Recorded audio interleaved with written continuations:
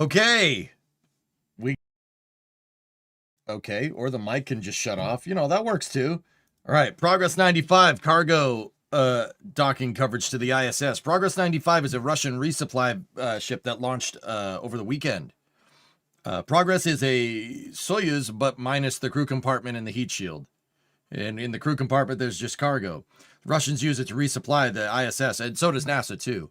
Now, Progress 95 is en route to the ISS right now, and will be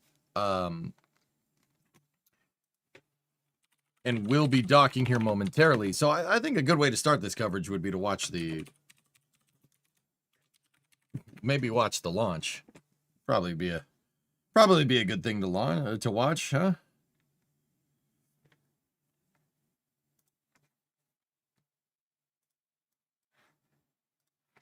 All right, let's see what we got here. So this was the second umbilical retracting. We have a go for engine start. Yesterday.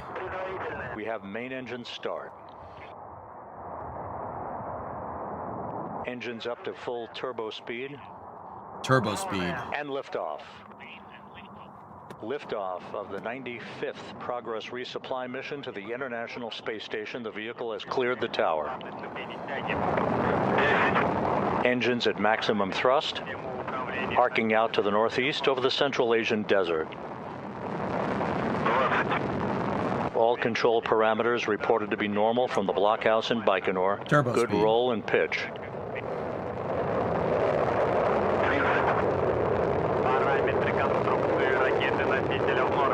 Lighting up the night skies on a Sunday morning.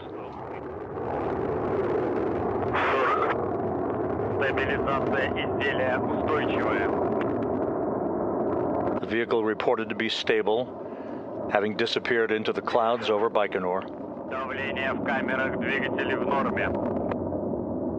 Where do the first stages come down?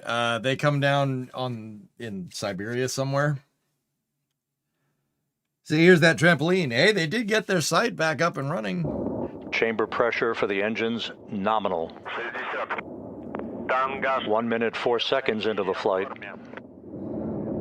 Yaw, pitch, and roll all normal. Reported by the engineers at the blockhouse in Baikonur.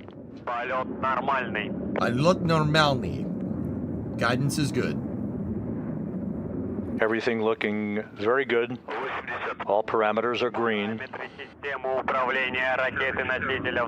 All systems on the carrier rocket are normal. 90 seconds into the flight. So this is mission control Star City. So this is in Russia. Here looks like something out of GoldenEye, dude. Let's see. So up here you have the Russian segment, International Space Station. Zarya, Zvezda, Poisk, Rasvet, Nauka, Prichal, Soyuz MS-28, and Progress MS-33. And then up here you have some stuff that's free flying. That's Progress 34, which is this thing right here. This is Programa Robot. This is the timeline. Start. Stage separation, which is where we're at right now. 6 minutes, 15 seconds of powered flight remaining. Second stage engine performance, nominal, according to the blockhouse in Baikonur. All carrier rocket systems are good. So they can launch cargo, but not people? No, the pad is 100% operational, dude. If you can launch Progress on it, you can launch Soyuz on it. The vehicle is reported to be stable as we pass the 3-minute mark into the flight. So these are all the... We have the jettisoning of the launch shroud. Up.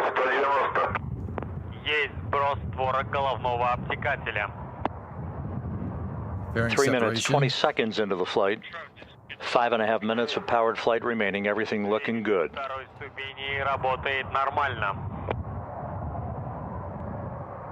The second stage engine is running flawlessly so far. Everything looking great. All the control parameters reported to be normal from the blockhouse in Baikonur. A steady ride uphill so far for the Progress 95 cargo ship. 230. Стабилизация изделия устойчивая. All the vehicle parameters are stable and nominal. Двигатель второй ступени работает нормально.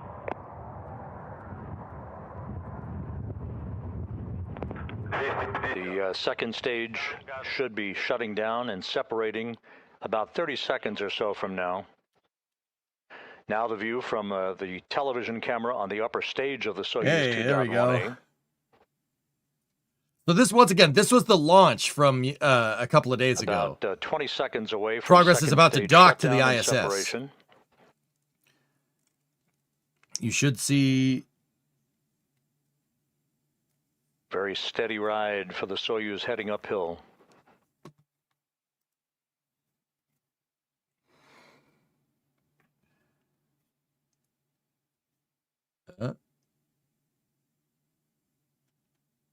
What the heck's going on up there?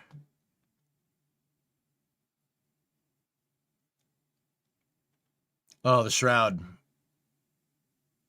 That was staging. And we have confirmation of second stage shutdown and separation, third stage engine up and running. That was hot staging. Soyuz hot stages like Starship, or Starship hot stages like Soyuz.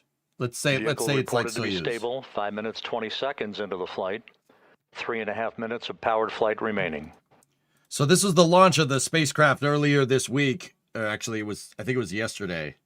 You know what? Reports coming from the blockhouse in Baikonur. A very, very smooth ride for the Soyuz 2.1A booster. This launched on Saturday. Yeah, this launched on Saturday. 5 minutes, 45 seconds into... And it's about to dock to the ISS. I just figured we'd show the launch. We'd show this first to get some context.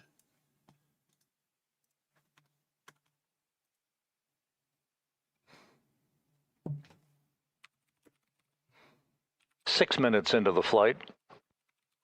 Liftoff time once again was 5:21 and 47 seconds p.m. Central Time, 3:21 and 47 seconds a.m. Baikonur time on Sunday morning. All structural parameters continue to be normal.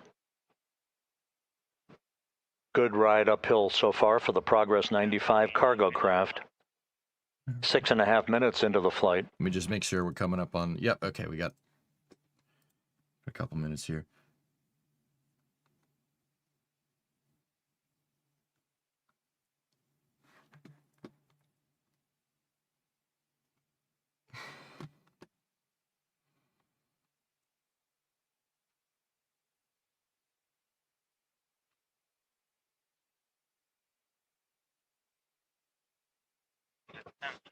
Mark 7 minutes into the flight.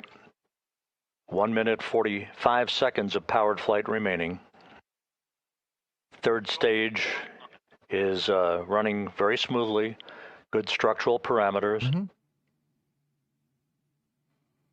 Soyuz proves that just mass-produce something that works philosophy. Really, Kuju, it really does. I mean, Soyuz is a workhorse, dude. You know, I get it. Like, you know, a lot of people don't look at Russia very favorably. Vehicle reported nowadays. to be very stable. Not ignorant to what's going on, right? Like, but also, you know, it's a good design. It's not going to break. Like, the design is so ridiculously simple and so 7 minutes, easy 45 seconds into the flight. Comparatively, like 1 minute of powered flight remaining. Hey, if it works, it works, man.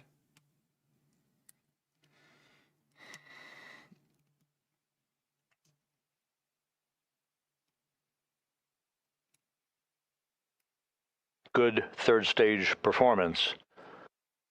8 minutes, 5 seconds into the flight.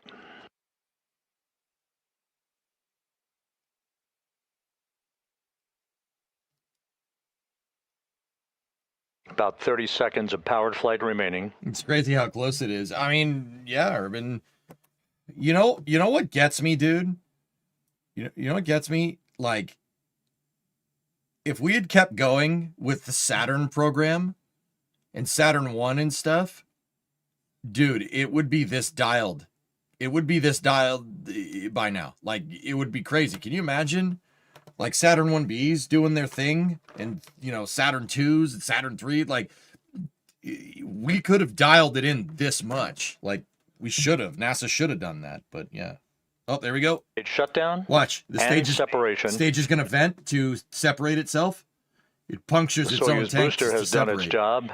Now we'll stand by for solar array deploy and navigational Watch. antenna deploy. The solars will... Boing.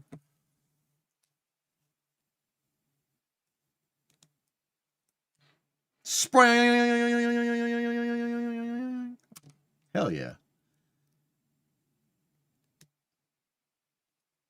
And we have confirmation of solar array deploy, and all navigational antennas have deployed, all of them. A perfect ride uphill for the Soyuz 2.1A booster, delivering the Progress 95 cargo craft into its preliminary orbit. Over the next several orbits of the Progress's like flight, that, RB, yeah.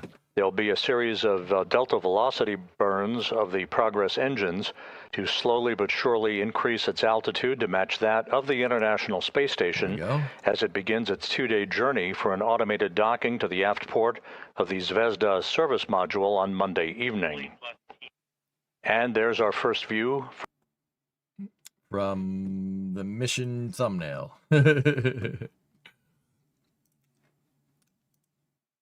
So that was footage from Soyuz's docking camera. Couldn't really see much at the end there. Delta velocity burns. Yeah, Rob has a way of saying that. He has a way of saying that.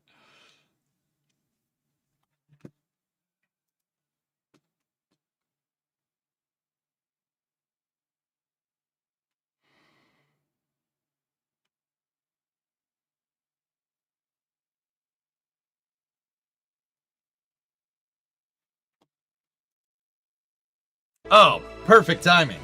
Boom. Okay, cool. Shut that. That music makes YouTube angry. How does Soyuz often get to the ISS faster than Dragon? Anonymous, it's because it's dialed in more. It has a lot more to do with orbital mechanics. Yeah, it's from flight heritage, mostly. Dragon could dock that fast, but what's the rush? Yeah, you can...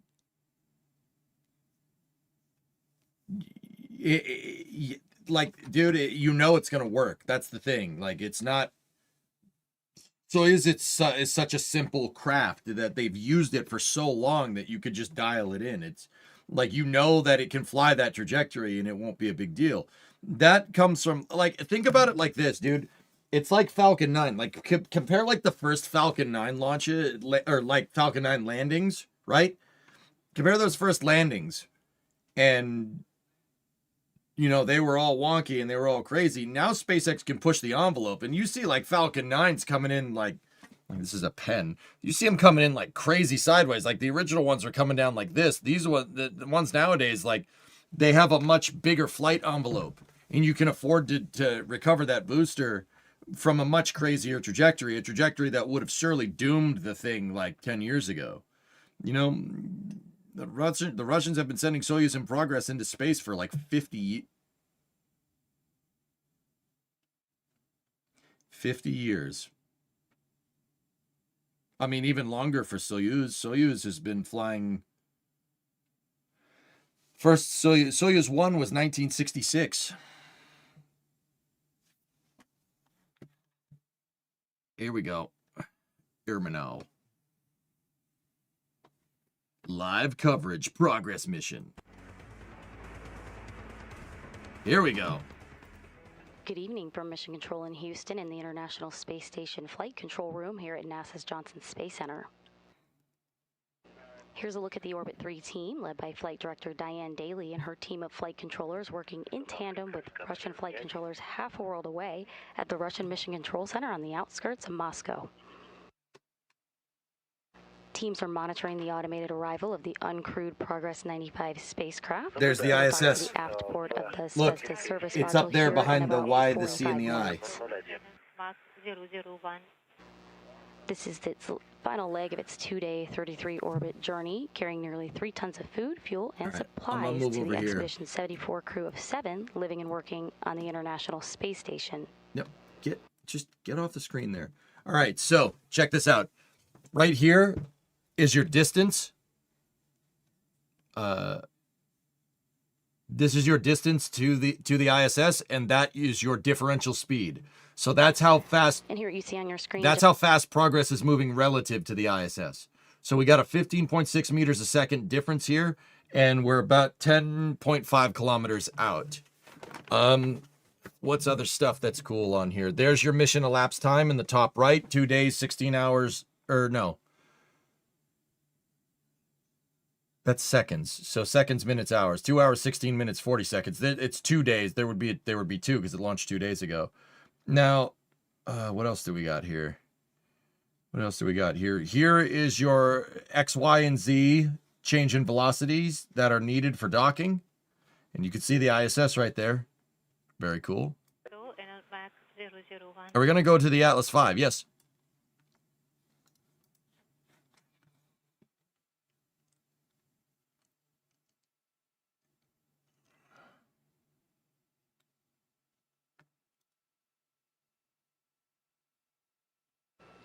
Here's a look at the Russian flight control team in the Russian Mission Control Center outside of Moscow, who are closely monitoring the automated arrival of Progress today and have been doing so since launch just over 2 days ago.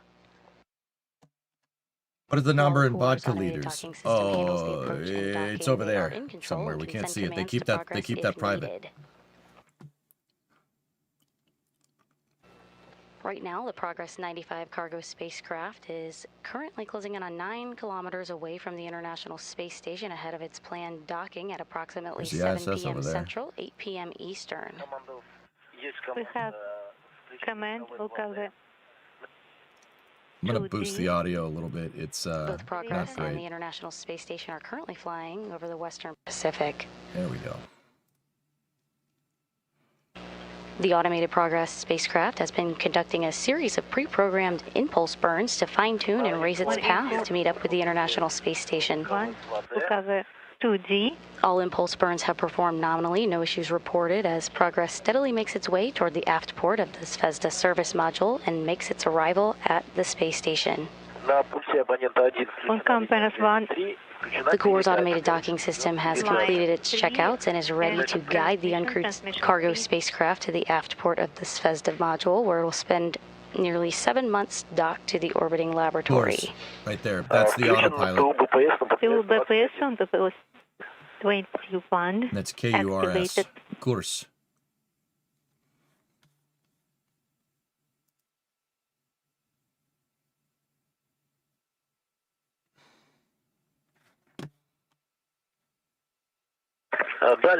Range 8. Progress 95 began its journey to the International Space Station just over 2 days ago on Saturday, April 25th at 5:21 p.m. here Houston time, and early Sunday morning at 3:21 a.m. Baikonur time. That was April 26th. Oh, look, a replay of the launch. We already saw this, though. Progress lifted off from Launch Pad 6, Site 31 at the Baikonur Cosmodrome in Kazakhstan atop a Soyuz 2.1A booster. Yeet. All 3 stages performed nominally during its 8-minute and 49-second powered flight to reach its preliminary orbit. And since then, its 33-orbit rendezvous, catching up to the International Space Station, brings us here today. Its The automated Progress spacecraft has been conducting a series of pre-programmed impulse burns to fine-tune and raise its path to reach station. Why aren't they flying the fine-tune one? There's no need. And again, all impulse burns have performed nominally. No issues have been reported. Like, guys, the big thing behind like the quick transfer windows are it's orbital mechanics. The ISS has to be in the right place. That's the biggest one. When the ISS is in the right place, they can hit it. The amount of time that it takes, they don't want to hit it. We don't want to hit it. The amount of time that it takes to get there can vary. It really depends on matching the orbital plane and then getting to it. Like, when you match the orbital plane, sometimes the ISS is closer. Like, so for instance, ideally, if they launch right when the ISS is more or less overhead, right? You're going to get a quick transfer that way. But you don't have to do that. When the ISS is over the site, like over Baikonur, it only happens every once in a while. And honestly, like you'd want to time it that way, right? But you don't have to time it that way. You don't have to time it that way. All you got to do is just match the orbital plane. So you can match the orbital plane of the ISS, right? So not necessarily when the ISS is over your launch site, but when the orbital plane, the track of the ISS is over your launch site, you can launch then, and then the rendezvous can take, I don't know, 2 days. It could take 3 hours. It could take 6 hours. It really just comes down to when you feel like launching and when they need the supplies up there. If there's no rush, you don't need to wait. You know, ironically, if there's no rush, you don't need to wait until a quick opportune transfer window comes by. If you're ready to go and it's going to take 2 days to get to the transfer, right? It's going to take a 2-day transfer. And if you wait 2 days, you get a 6-hour transfer. Why not just launch now? Right? Crew Progress 95 cargo spacecraft is carrying nearly 3 tons of food, fuel, and supplies. Yeah. This breaks down to 2.8 tons, or 5,748 pounds. That's All right. 2,971 pounds of dry cargo, including hardware, food, and experiments. Range here is 6,300 meters, closing at a speed of 9.45 meters a second. Progress is slowly slowing down. Right now, the Kurz autopilot is moving Progress into position to dock with the ISS. So this is the back of the ISS from this angle. That's the front from here. We're underneath the ISS. So on the nadir, we're below it. So like the ISS has forward, bow, stern, port, starboard, right? But we're in 3 dimensions here, not 2, right? So you have zenith, which is up relative to the station. And then you have nadir, which is down. We're underneath. We're Progress is on the nadir of ISS right now. It's below it. There's the crew that's on board. Jessica Meir. That's Jack Hathaway, Sophie Adeno. That's Chris Williams right there. Sergei Kudskverchkov, and I forget these two's names. Agency astronaut Sophie Adeno and Roscosmos cosmonaut Andrei Fedyaev. That's Andrei Fedyaev right there. I forget his name. Upon their arrival to the space station in February, they joined the below crew of 3 that arrived to the International Space Station aboard the Soyuz MS-28 on Thanksgiving, which was November 27th. From left to right are International Space Station Commander and Roscosmos cosmonaut Sergei Kudserchkov, NASA astronaut in the middle Chris Williams, and cosmonaut Sergei Mikheyev. Yeah, Sergei Mikheyev. I don't know him. Fedyaev and Kudskverchkov, they've flown before. Jessica Meir's flown before. Chris, Jack, and Sophie have never flown. This is their first time in space. This is the crew that Artemis 2 called, by the way, on the ISS. They're still up there. They've been up there for a while. Chris has been up there since Thanksgiving, which he's getting towards the end of his stay there.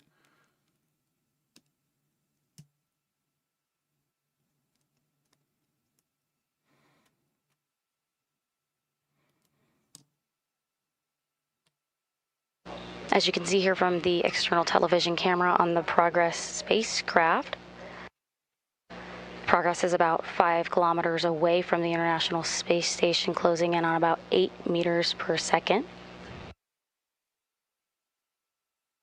Progress will slow down to the very slow speed of 1/10 of a meter per second upon capture.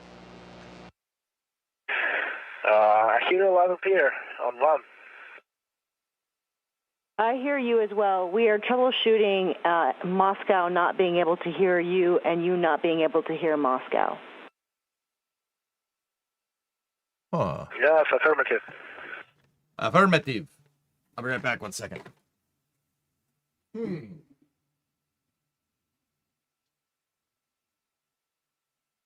So continue monitoring approach.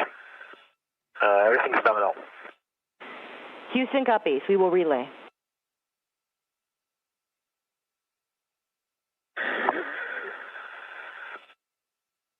Дальность 4,5 километра, скорость 8,6. 4.5 kilometers, 8.6 range rate. The station is in the center of crosshairs. Having a little bit of trouble with the communications here. Progress is 4,300 meters from the ISS. Close speed is 8.1 meters a second.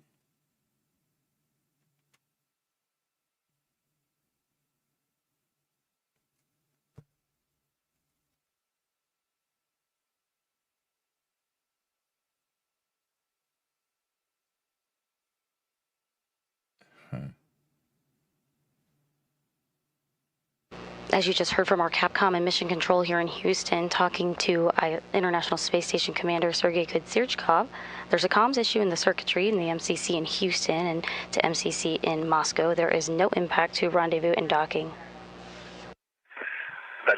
4 kilometers range, 8.6 range rate. Observing the station in the center of crosshairs. What's up, outdoorsman? What's on your mind? You got a question? Are we going to cover the Atlas V as well? Yeah. Yeah. I'll try to make it to it. Yeah. It shouldn't be too much longer.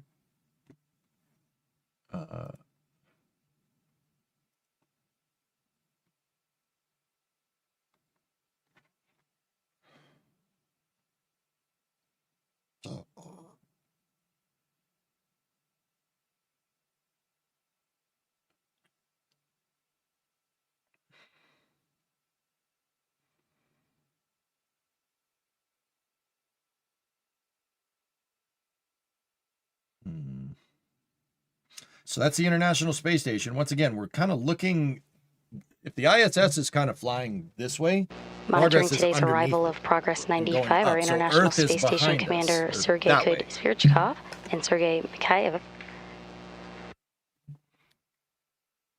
They're currently situated at a control panel in the Zvezda service module with Toru, which is the telerobotically operated rendezvous unit. Toru is the backup rendezvous system, and cosmonauts would fly Progress manually if there was an issue with the core's automated docking system. As of right now, all systems have checked out on cores, and there are no issues. So you'll know if they switch to manual control, because right here it says course 1. It'll switch to Toru. It'll say Toru there instead. We've seen it happen. This is the guidance mode right here for Progress right now. 3 kilometers, 8.5 range rate. The station in the center of the tower. 3 kilometers out, 8.5 meters a second close speed. Kurs is Mekjeb. Yeah, sure. Russian is all Greek to you. Yeah, you know.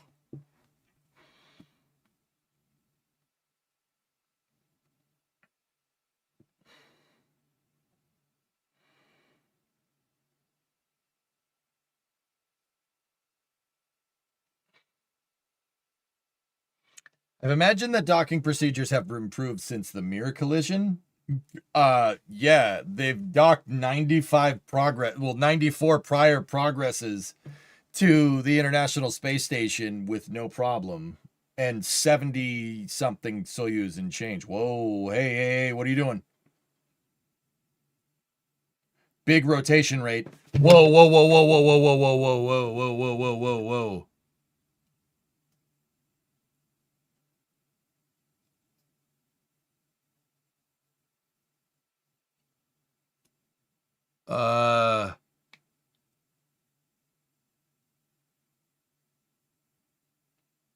That's not good.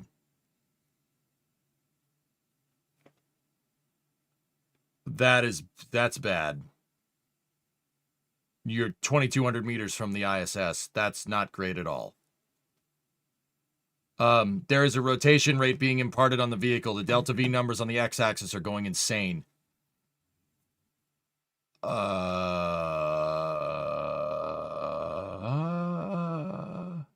It's still on Kurs. What? SCADA activation is confirmed.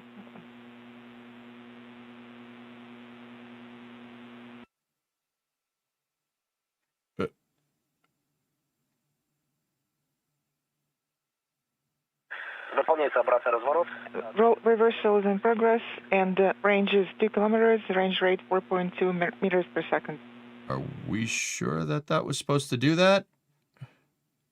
As you heard, the latest impulse burn was performed nominally, and progress is now approaching at about 2 kilometers away between the spacecraft and the space station, closing in at a rate of a little over 7, or about 4 meters per second.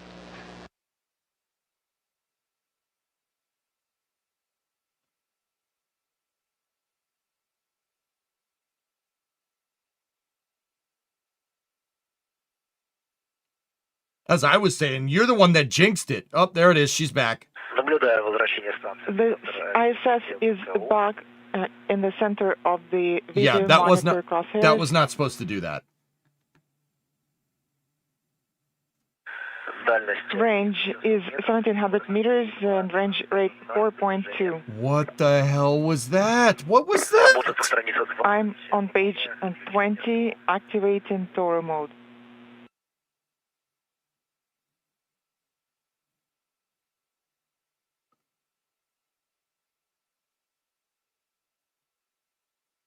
I seem to recall this happening before, but never to that extent. Выдача команды включена. Tour activation command sent, and I'm starting the test per page 21. Oh, they might be testing something. Huh. You jinxed? I didn't jinx it. Somebody asked me. What do you mean? It's not my fault. Aboard It's the fine. International Look. Space Station's Festa service module, cosmonauts Sergei Kudzverchkov and Could it be a Sergei flip to do a burn to Mikheyev slow are down conducting more? a test, It has a routine RCS test of the first. Toru system, or the telerobotically operated rendezvous unit, which is the backup rendezvous unit. Toru would only be used in the unlikely event of a last-minute issue occurred with the automated course rendezvous system that is in control right now Okay, and that was performing normal. nominally. This is a routine test. They tested the Toru. They spun the craft on purpose. All right, cool. Like I said, We're expecting the Progress to perform its fly around the station. I've seen it do that before, but never like that.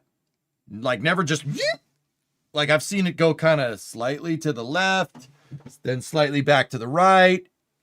I've never just seen them, dude. Somebody in the ISS, whoever has control, maybe Sergey, like just yeeted that dang thing. I've never seen it do that. The passenger command is sent, and the central Dude, he LEDs are sent it. illuminated. I think Sergei Kudzverchkov is on the Toru controls right now. Yeah, that scared me. I was like, that's not supposed to do that. What is it doing? Дальность 1000 Range is метров, скорость 1280 meters, and range rate is 4.03 meters per second. Coors is their automated docking system. That's the docking program. If this switches and you see Toru up here, then something has gone wrong. Up, есть загорание всех. all 4 LEDs. Down, Есть загорание. all 4 LEDs are illuminated. Right, all LEDs are illuminated, and left, Есть загорание. all 4 LEDs Yeah, are it's a good illuminated. time. Clockwise, all 4 LEDs are illuminated. So 1,100 meters Counterclockwise, all LEDs are the ISS. illuminated. Discovery, go at Progress throttle. under 1,200 meters. close speed is 3.81 meters a second and decelerating. Destination of the aft port of the Festa service see module, the for which it will radiators. stay for the next nearly 7 months. Try spinning. It's a good trick. Yeah, no. And to the right, LEDs in the center and on the edges are illuminated. Pulling the handle towards myself, LEDs are illuminated, and pushing the handle, all the LEDs are illuminated. No issues with the THC test. You've been hearing the Russian interpreter talking to the cosmonauts in the service module as they run through a routine diagnostics test of the Toru backup rendezvous system, and just heard reports that was a good test of Toru. Command sent, and the central LEDs are illuminated.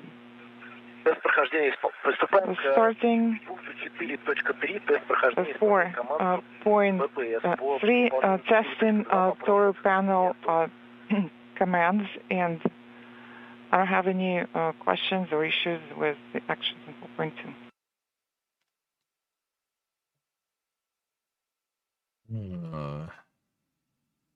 Включена клавиша работа. Работа. Operation is activated. Range is 800 meters. Curse is back on. 180 meters. Range rate 2.4 meters per second. 800 meters to the ISS. Oh, hey, baby. Oh, wait, no. Privet. Okay. Robota activated. Выдана пересветка. Agency mode command send to get a better image. Now just under 800 meters between Progress and the space station, closing in on a rate of about 2.5 meters per second. Progress has been conducting a series of pre-programmed burns to fine-tune the path on its way to the International Space Station. All have gone by the book. No issues reported as the spacecraft steadily makes its way to meet up with station. We're on the aft starboard part of the station. This is the back of the station over here. That's starboard. That's port. That's the bow up there. Zenith is this way. Nadir is down here. This is the bottom of the space station right there. You can see Zvezda is right there. Toru again. Progress will arrive in the neighborhood of the space station about 400 Actually, that's meters not Toru. away That's not what here that in says. about 3 minutes. We'll begin a fly around at about 15 degrees. This will enable the spacecraft to precisely align its forward docking probe with the aft port of the Zvezda service module, where it will be docked to in about 24 minutes.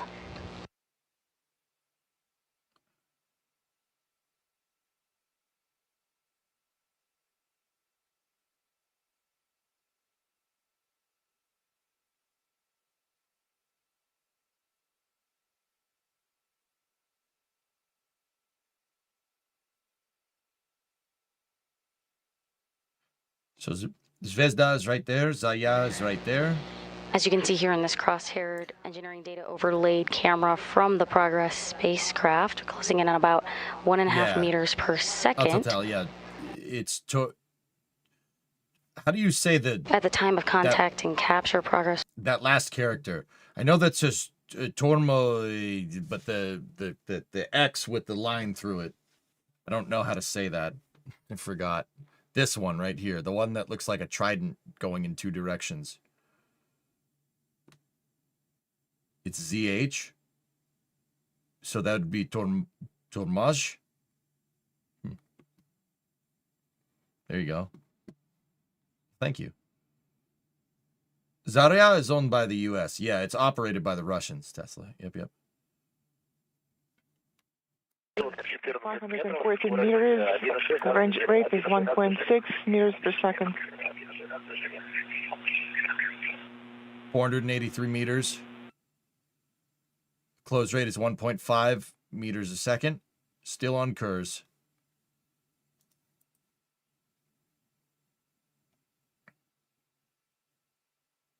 So Zvezda is right there. Zaya is right there. Nauka is right here. You could see it. It kind of goes down here. And Prichal is on the end of Nauka. Nauka is the science module, their science module. And then up there you got Unity, the Destiny Lab. You can clearly see it. Then Harmony, right? You can see Dragon up there, docked to the Zenith, Zenith IDA on Harmony. There's Dragon. Range is 130 meters. Range rate 1.3 meters per second. If the lighting was a little bit different, you'd be able to see. Oh, you could just see the top of Cygnus. It's right there. Cygnus is on the bottom of the space station. There we go. We have fish to fly around. Fly around mode has been activated and has begun. Yeah, watch this. This is gonna look awesome.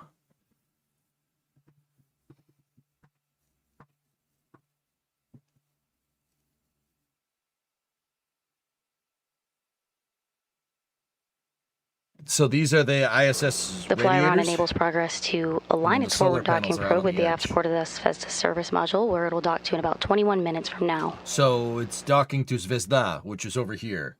So if the ISS is kind of this way, Progress is coming at it from the starboard aft, right? And what it's going to do is it's going to slew into position right behind it and dock right to the back of the station. You're seeing it do its thing there. And then the forward IDA at the very front of the station, that's where another Dragon can dock. Crew 13 will be up there actually sooner rather than later.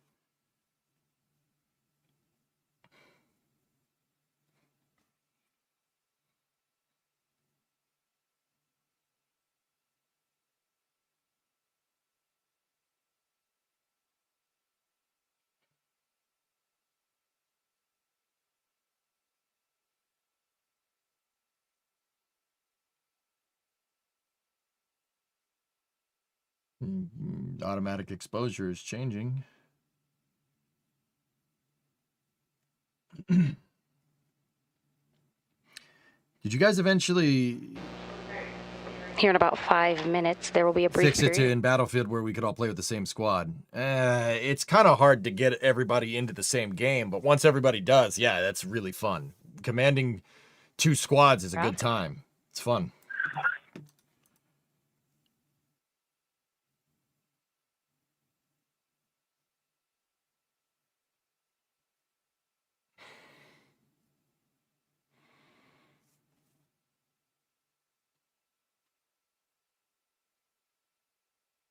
Did they up the party size?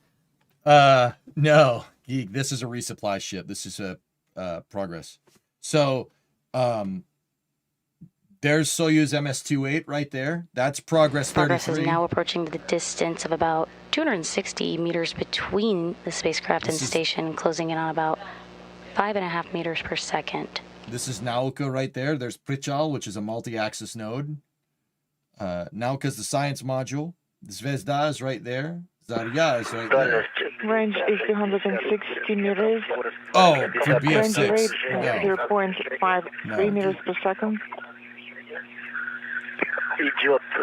Fly around is in progress.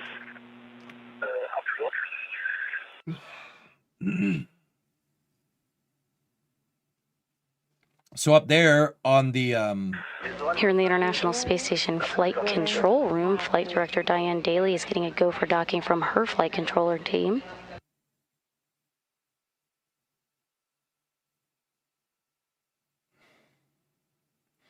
(238 meters from the station, 0.38 meters a second close speed. Tidris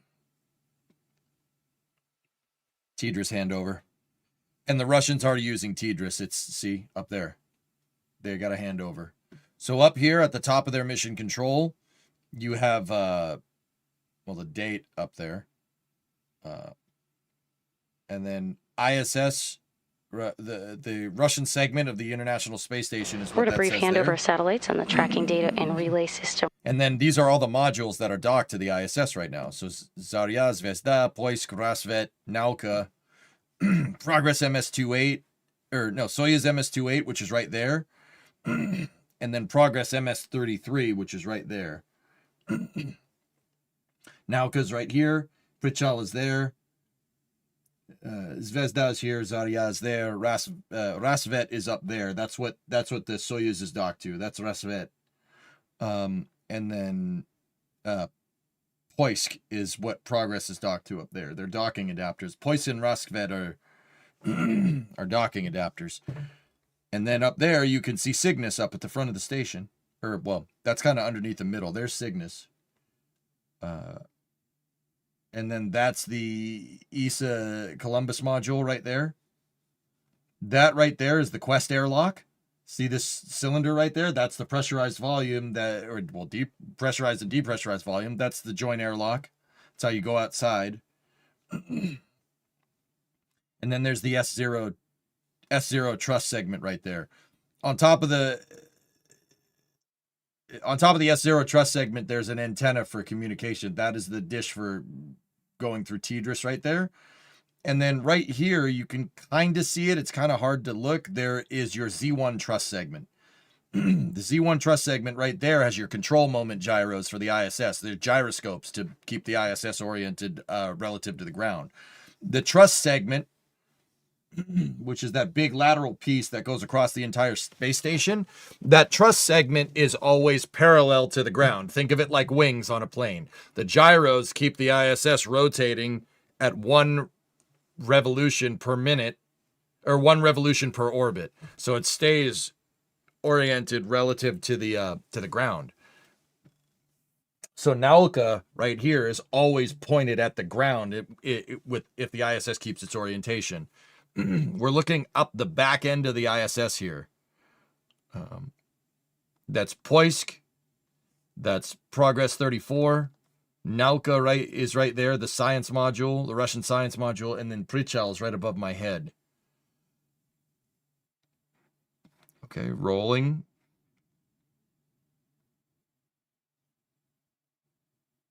You're getting some coupling there. You're getting rates on multiple axes. Whatever, it'll fix it. Here, everything is nominal on board. We are monitoring the nominal progress flight. So you can see the space station remote manipulator system over there. I will be broadcasting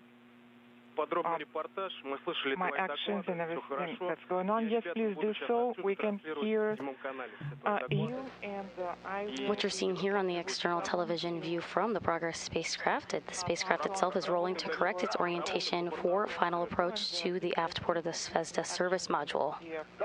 Procedure.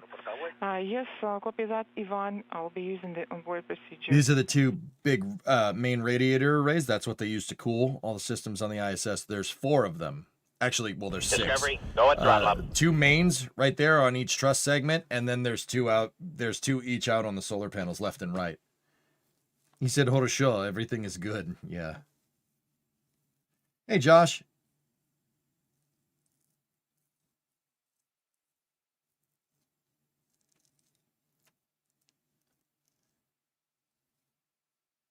Is it a visual tracking system? Kurs? No.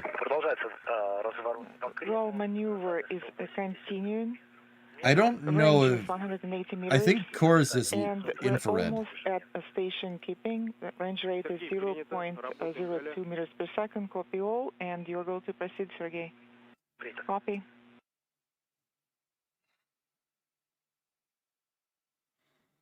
Fly around is complete, and we're in a period of station keeping.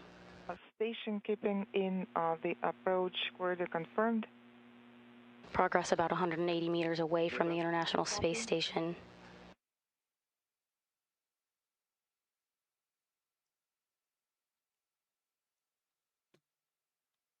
We should get the go-ahead to resume final approach here momentarily.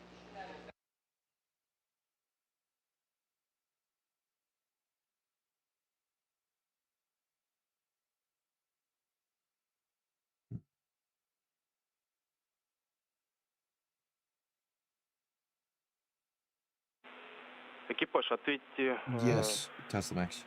СУПу Москвы. ISS crew Moscow. Через минуту Go ahead, Sergey. Пока делать ничего не надо. In 1 minute, I will have the automatic notable. You don't need to execute any actions for now. Copy.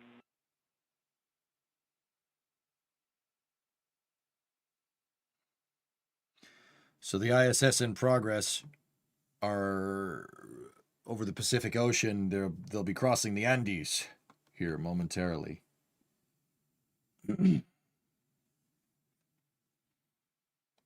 So once again, this is the 2 flights that are up there right now in Russian mission control. So there's the ISS, We're obviously. going to brief handover satellites on the and then tracking Progress data 34. and relay system, but an update to the comms issue between the 2 Skeeters.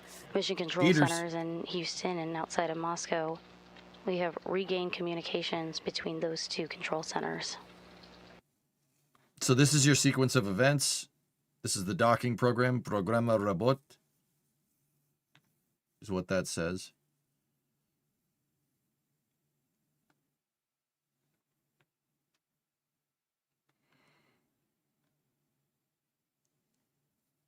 So that's your program sequence right there.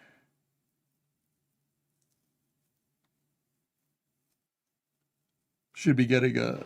As soon as we're back in range of our tracking data and relay system, we should be beginning final approach then. There we go. And we've regained our video here. For what it's worth, the docking port, the way this thing docks is 45 degrees off the axis of the ISS. So I know it looks like it's rolled 45 degrees to the left, just because it is. Now, Soyuz and Progress utilize a probe and drogue. Almost wondering if we get a picture here from the ISS, but guess not.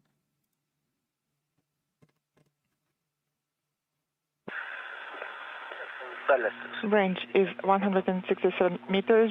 Range rate 0.79 meters per second. Yep, 157 meters out. Принято. Copy. Progress is closing in on 80 150 meters away centimeters a from the second. International Space Station. The SSVP, that's right, Tesla Max. Yep, you got it. Closing in on a rate of less than a meter per second. Oh, that's what I've been waiting for. There's the shot. Thank you, NASA.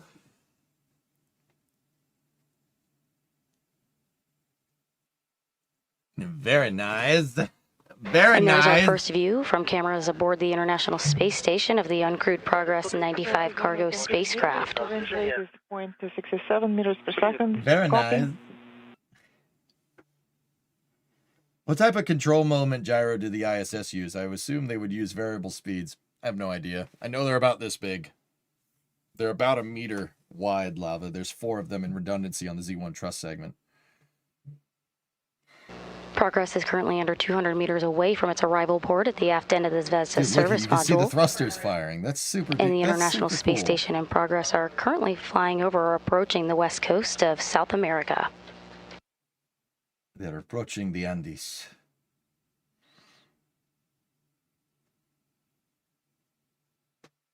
That's a spaceship docking to the space station. I'm just saying. That's pretty neat. Range is 95 and range rate 0.46 meters per second. Принято. Copy. Yep.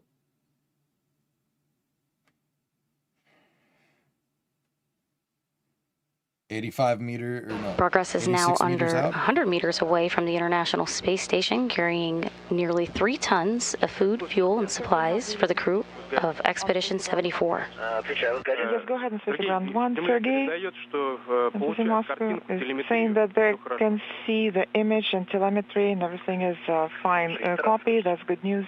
For sure.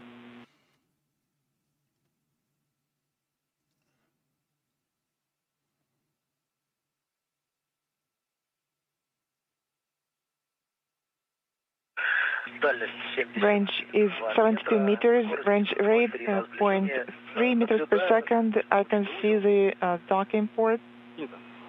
Copy. They're seeing what we're seeing. In preparation for today's arrival, the Zvezda docking port that Progress 95 is making its way to here in just about 7.5 minutes was just vacated a week ago, last Monday, April 20th, with the departure of Progress 93 as it completed its delivery run to the station. The glare, though. Looks like the sun's going down.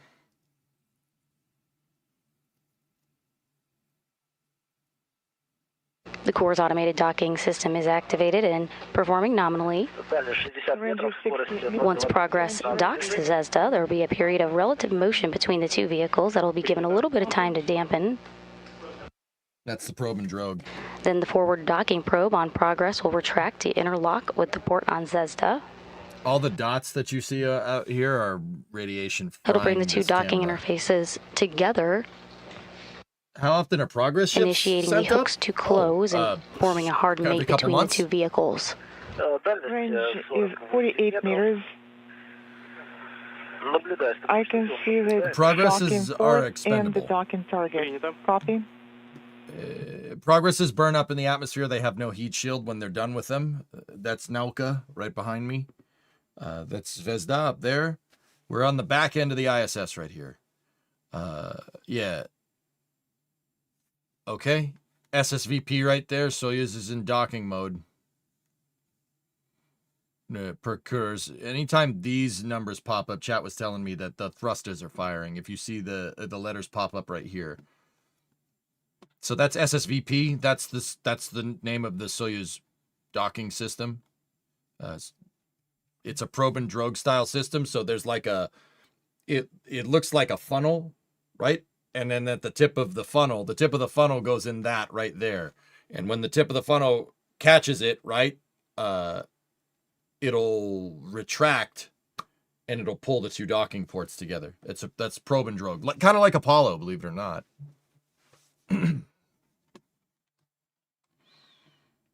Do you think they have alcohol on board for celebrations? I'm pretty sure the Russians have celebratory stuff up there. 38 meters out, 0.17 meters a second. So we're at 17 centimeters a second here on part of dock. Still on curse right now. Visual image as well, and the docking target is at the center of the video monitor. Range rate is 0.13 meters per second. Copy. Why is the data jumping? Course has the images? docking target in sight Moving from the slowly. external television views you see here on your screen from Progress, just under those crosshairs there.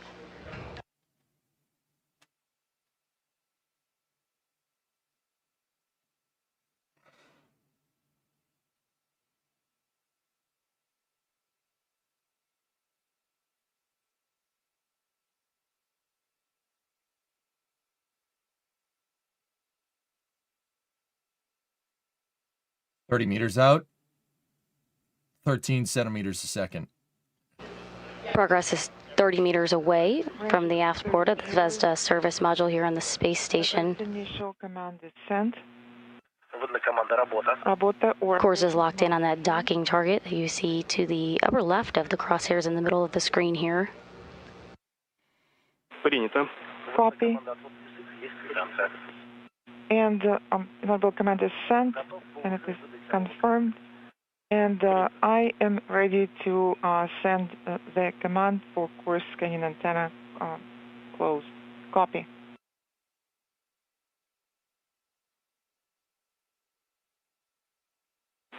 Сергей, повтори, пожалуйста. Sergey, please repeat your last. Есть инструкция АО отведена. Принято. Roll angle reference values updated. Copy. Hey now. Hey, chill.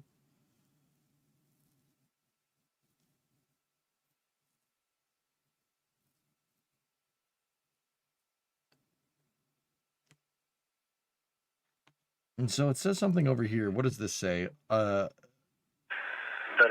Range is approximately 20 Advedena. meters. I don't know what that Принято. means. Copy. Continuing its nominal approach, closing in on 20 meters away.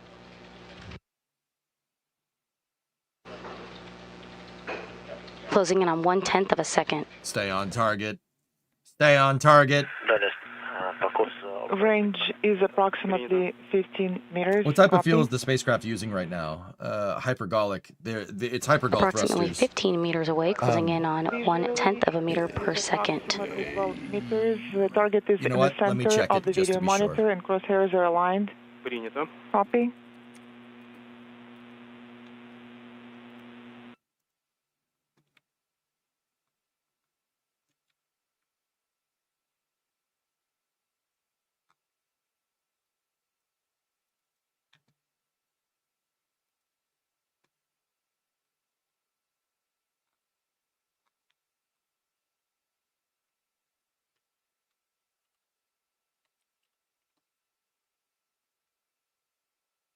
Yeah, N204 and UDMH for maneuvering.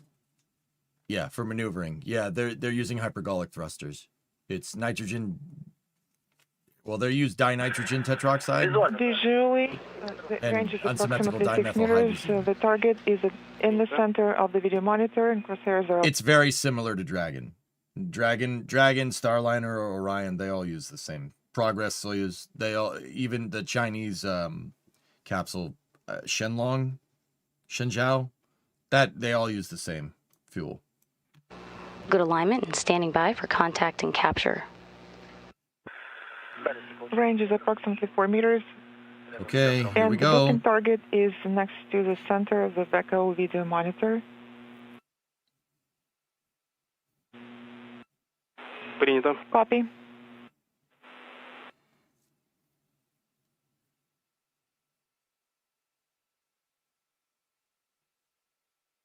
It's close enough, weather guy.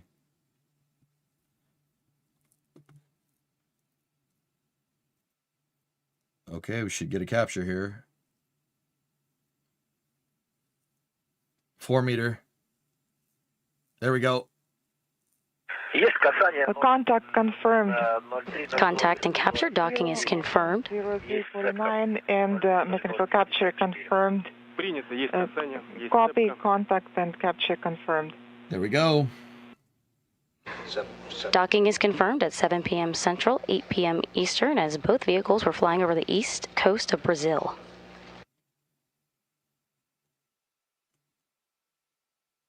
Soft capture confirmed. The Progress docking probe is in the process of being retracted currently. This is MCC Moscow. Go ahead. Сергей, заключительные... Sergey. The docking probe retraction will bring the surfaces between Progress and Zvezda flush against one another to enable the initiation of the closing of hooks to form the hard mate. And standing by for your Everybody instructions. likes a Copy. hard mating. It's good for, you know, so you can doesn't leak when you're transferred. I'm talking about the space station. It's progressing nicely. Yeah.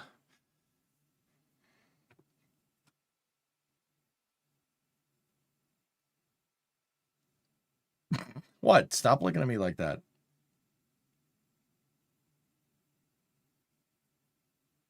Isn't the pseudo third pole over eastern Brazil? The South Atlantic anomaly is right here.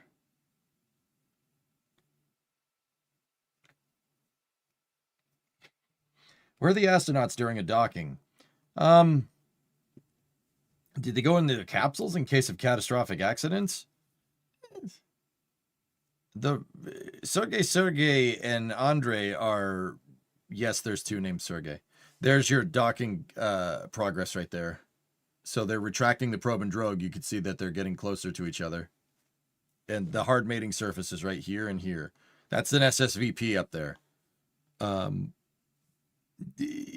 Here's a view of the Mission Control Center on the outskirts of Moscow. Again, a successful docking of the Progress 95 spacecraft to the International Space Station at 7 p.m. Central, 8 p.m. Eastern. I would assume people on the USOS side are probably in their spacecraft. Their Crew 12 is probably in the craft, but I don't know for sure. That man is playing Galaga. No, they wouldn't be playing Galaga over there, dude. They'd be playing Tetris. Come on. Stupid question. Do they send a bunch of trash back after unpacking new supplies? Yeah. They throw all their trash into Progress and Cygnus. And they burn up in the atmosphere, yes. Mm-hmm. Tempest? I don't think they'd be playing Tempest. Tetris is a Russian game, though. Dung dung dung dung dung dung dung dung dung dung dung dung dung dung dung dung dung. Tetris is awesome. I love that game. What catastrophic thing could happen? I mean, mustard leaks. Leaks would probably be your biggest thing right now, but that's why you take your time and make sure that the mating happens nice and slow. You don't want to shock the system or anything, but honestly, dude, like with spaceflight, it's about being preemptive. It's very much like airplanes, the same idea. You just don't want to, the key is to just don't put yourself in a scenario where something can go wrong. That's the right way to say it, dude. Don't put yourself into a scenario when something can go wrong. So with this, it's slow pressure equalization between Progress and pressurizing the vestibule right here. Well, not the vestibule, the SSVP. Just slow pressurization, make sure everything works. Go slow, take your time, be deliberate. That's how we conduct spaceflight. That's how the Russians do it. That's how the Chinese do it. That's how we do it. That's the Europeans. Everybody does this way. You just be very deliberate about what you do. Know exactly what you're doing. Don't guess. And you generally avoid catastrophe. That's how we've been able to have people at the ISS continually crewed for the last quarter of a century. You got to be careful. No bullcrap. But, like, what's the most catastrophic thing? Oh, anything could happen. You never know. But you want to maximize your chance of never knowing. Does that make sense? Leak checks after the hooks are closed to ensure that we have an airtight seal between Progress and Zvezda. I think Cygnus... I don't know about Progress. Confirmation that Cygnus, hooks are They closed. lit it on fire once. Does the ISS take a lot of damage from space debris? We have confirmation that the hooks are closed between Progress 95 and the Zvezda service happens. module, so we do have a hard mate between Progress and station. And with that, Progress has completed its delivery of nearly 3 tons of food, fuel, and supplies for the Expedition 74 crew. Yep. Now the drive hooks on the mating flange is going. The drive hooks look like this, and they lock together.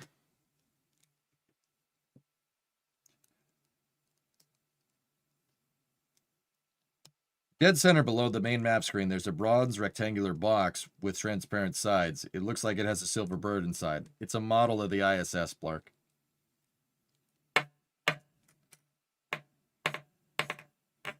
It's a model of the ISS, man. Thank you. Do we think Atlas will go tonight? We got about 45 minutes until that happens, so we're just going to sit here and watch. I don't know. Let's see if the weather's improved. Let me see what its POV is. 15% POV, so I'm going to go ahead and say that Atlas will probably fly. So once again, this is a shot of Russian mission control. This is in Star City, Moscow. It's just outside of Moscow in Russia. The Russian mission control controls the Russian segment, or RS. You can see it up there. PC is RS in Russian. And these are all the modules that are attached to it. And then when they have docking port equalization, you'll see Progress MS34. Oh, wait, no, it already did it. Progress MS34 is now added to the list. So all the modules that the Russian segment, on the Russian segment, are listed up here. Zarya, Zvezda, Poisk, Rasvet, Nauka, Prichal, Soyuz MS-28, Progress MS-33, and Progress MS-34. The date's over here. Mission elapsed time is over there.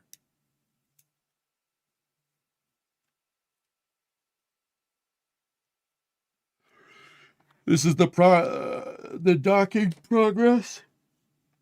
Ugh. This is the docking progress right here. They've almost equalized it. It's almost ready to go.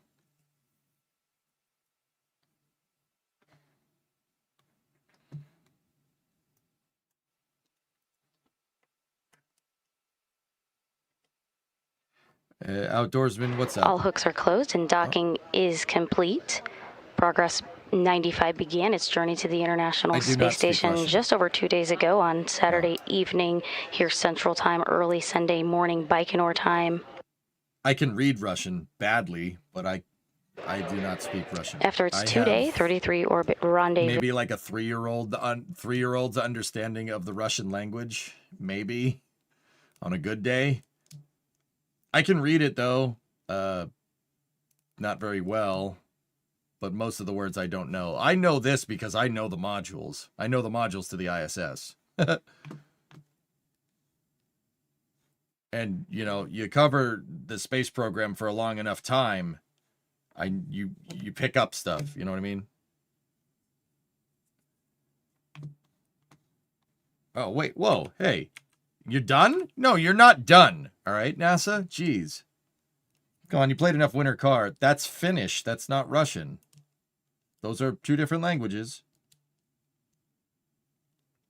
Are the 2 ground tracks over the Russian in the Arctic Ocean Molina satellites? These are ground tracking station range. That's ground tracking stations, dude.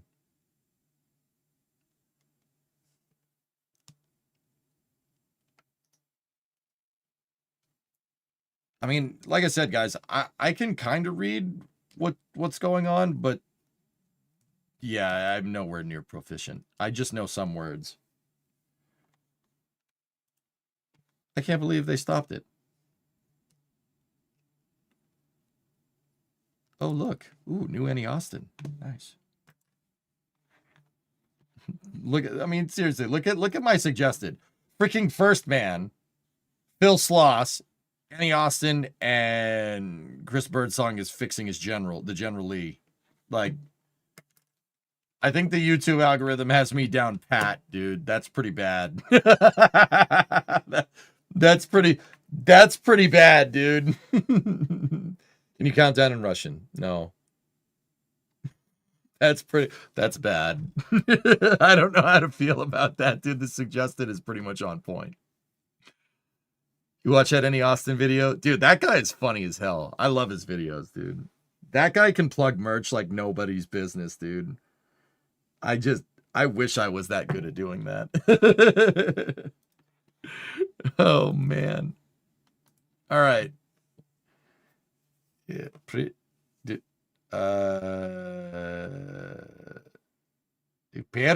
Satana. You just cursed in Finnish, but spelt it in Russian. Okay. Nice. It took a second.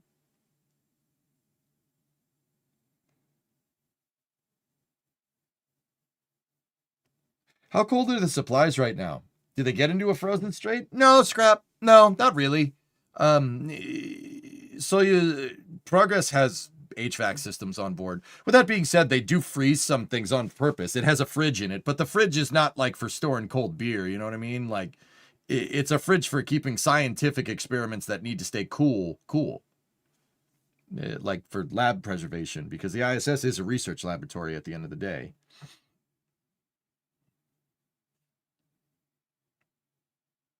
Nah, I'm not that lucky, Yuki. The Russians do have celebratory vodka up there, yes. They do. It's not much.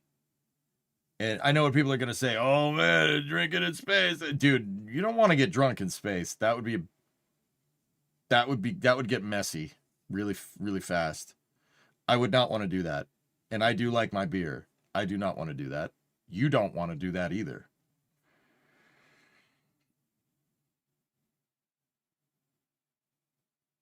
Dude, oh, man, even getting a buzz up there, that would suck. I would blow chunks. I'm not even kidding. I would blow chunks. That would end very poorly. And I can hold my stomach. I can hold my own pretty well. You know, like, I would not do that.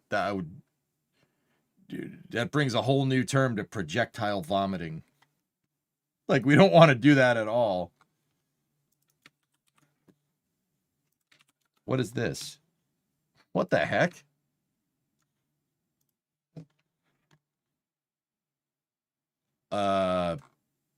That's a Crochet spacesuit. What the hell? Why is that? Who the hell is selling that?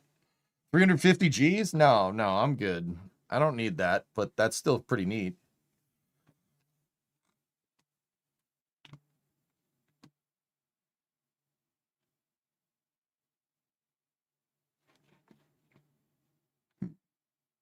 Buy it? No. That's actually real. That's a real eBay listing. What the frick? Wait, what? Wait a minute. There's a Sokol spacesuit on here as well. Who the hell is selling their spacesuits?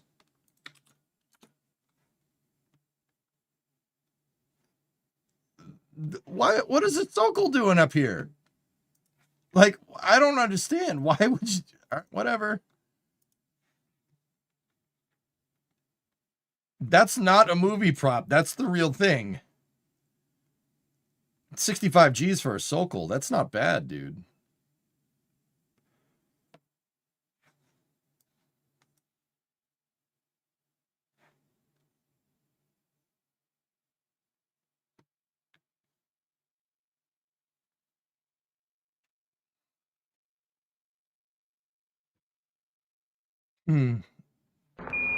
Listen, Tranquility Base here. The Eagle has landed.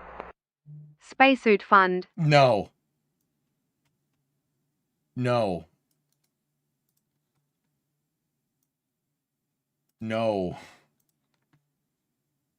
When do you want me to stream in a spacesuit? Oh, you guys have... No.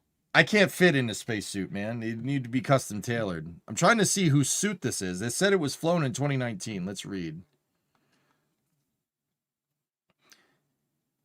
It was the emergency, so it was a flight suit, the Sokol KV-2 for a Russian cosmonaut flown to space in 2019 on board Soyuz during launch and descent, as well as orbiting. A functional example of spacesuit that is used in Russia's space program. You got to be kidding me.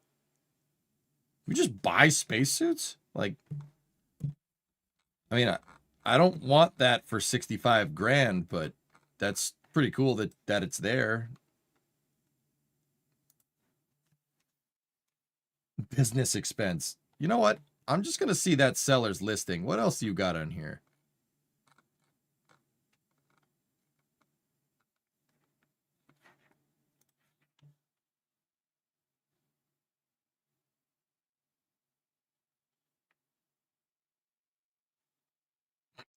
They have the Pravda, which means truth in Russian. That was the propaganda paper. That's from October of 9th, 1957. That's the newspaper that Sputnik. There's the article about Sputnik, which is satellite. There's Yuri's.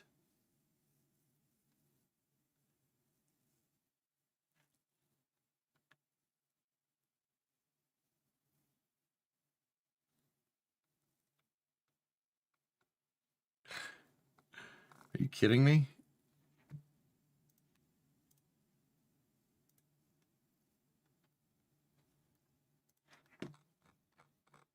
Interesting. There's a lot of cool stuff on there, man.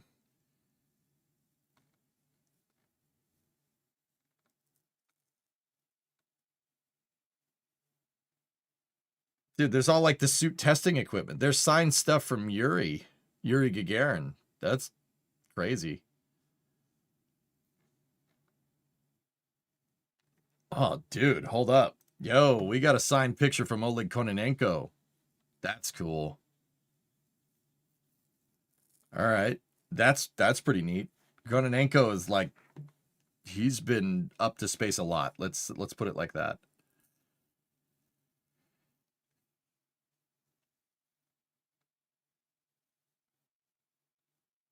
Dude, there is... Yo, hold up. TMA-15. The TMA-15 crew right there. Terry Virts, Anton Shkeplerov, and Samantha Cristoforetti. Signed. Not bad, dude.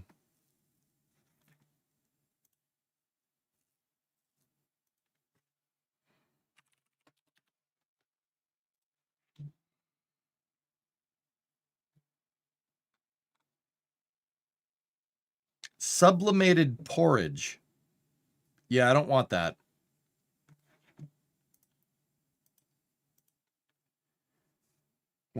Oh no. Mutter, you're linking Gov auctions. Why are you linking Gov auctions?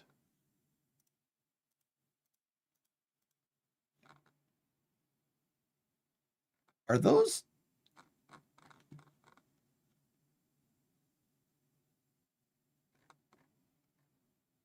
What? What? No. No.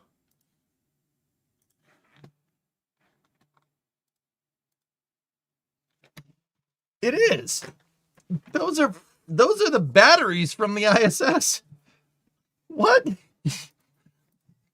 What the hell? Those are the batteries that are in the truss segment.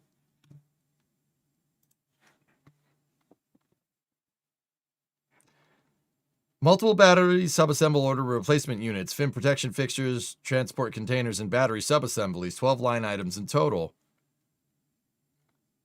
These must have been spares. Oh, replacements. My guess is that these are the old batteries, guys. These, what are they? Nickel hydride batteries, I think. It's something weird. Discovery, go at throttle up. Those are definitely ISS batteries. That's weird, man. How do you find this stuff? Like, what the hell? No, you know what? I know how you find stuff. You just put NASA into GSA auctions and see what pops up.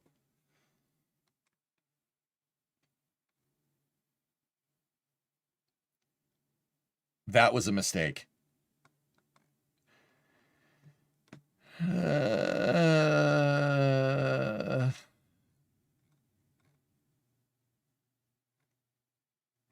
That was not a smart thing to do. I just did that, and I should not have done that.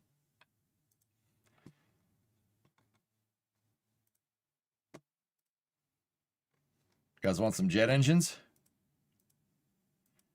They are probably not in the best shape. Space! They're freaking space, dude! Oh, come on! How much is this? How much is this? Oh, it's a $600. Yeah. That's not great. Why? I can't look at this, man. My wife will kill me.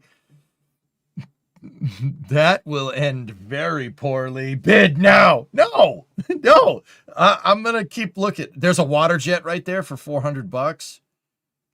Rack enclosures. Cool. Ultrasonic cleaner for $300. A big one, too. There's some fence. You want some fence? Get the water jet. Get the water jet. Freaking water jet, though, man. That would be pretty useful.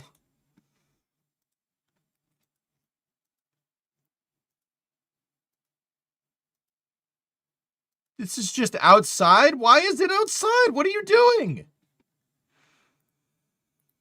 Oh, this is a bad idea. Why am I doing this? This is progress docking coverage. Here, look, a fence. There's some tables. Want some tables? $100. Cubicles. Oh. Lot of tires. Nice. What size?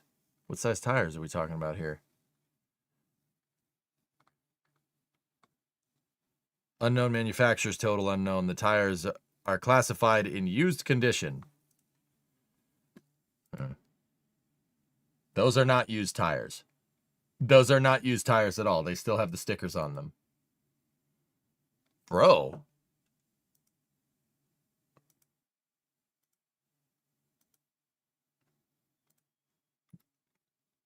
What the hell? What the hell is this? Tables, PDUs, semi-truck trailer. It's a short one though. That's like a 30-footer. That's tiny. Moffat. That's at Ames. Exam tables. Don't want to know. Machine shop equipment. Oh, dude, a Space Lab rack. No way. Ahem. What are you linking? You...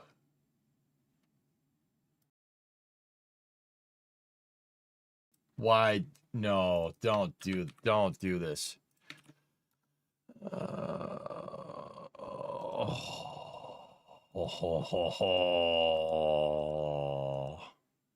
Yes. That actually, that thing is not in the best condition. Last, you might want to read. You know that certain members of the community are taking notes of all these items. Oh yeah, great. Okay. So you know what, Tessa, you're right. If that's the case, here, let's go. Give me 1 second.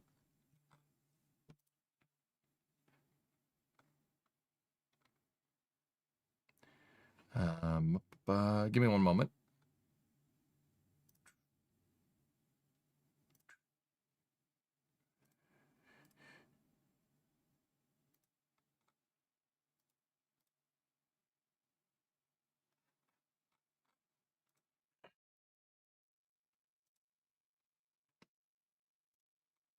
Oh, look at this. Oh, look at this 2017 F-350 with a utility box. Oh yeah. Oh, that's so cool. Yeah, no.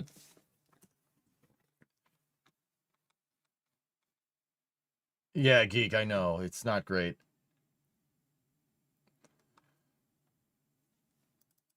Oh, no.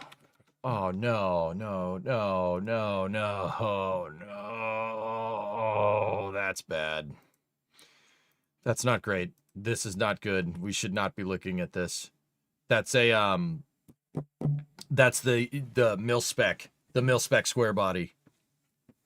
That's not great. That's not great, you know. Yeah, CD 30903. I forget what they called this. Yeah, that's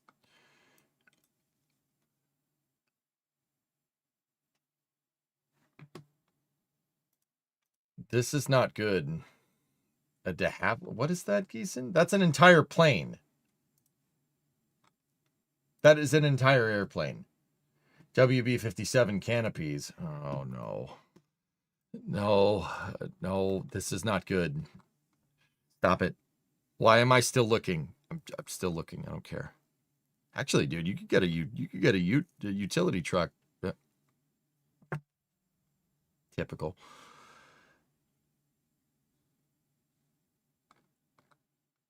You could get a freaking work truck for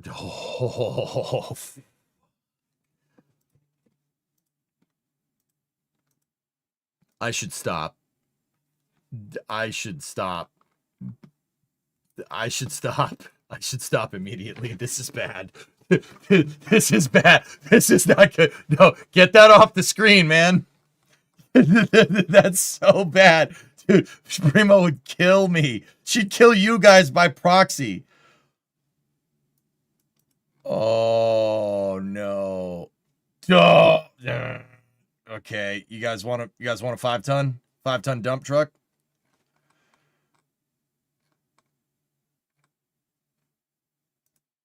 I don't know why I'm still looking. This is really bad that what the hell?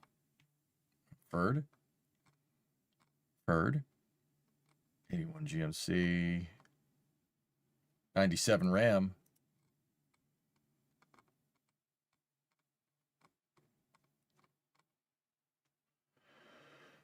Oh, there's that. We already saw that.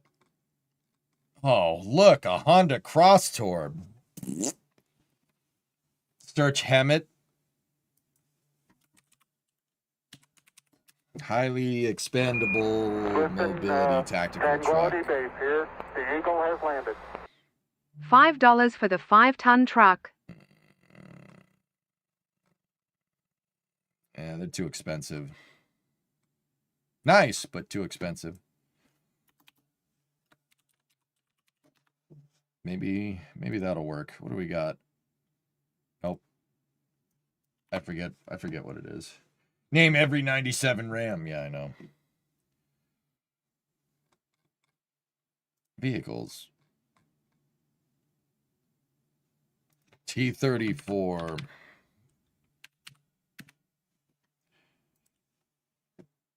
No records. Good. Yeah, HMMWVs. Yeah, you can get a Humvee for like nothing, dude. That's kind of cool, but I don't need any more cars.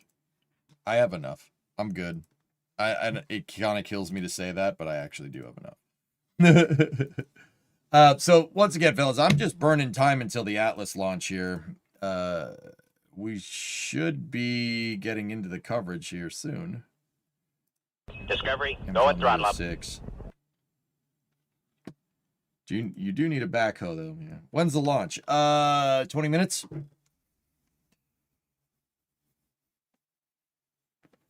Hey, Arg Blue. How you doing?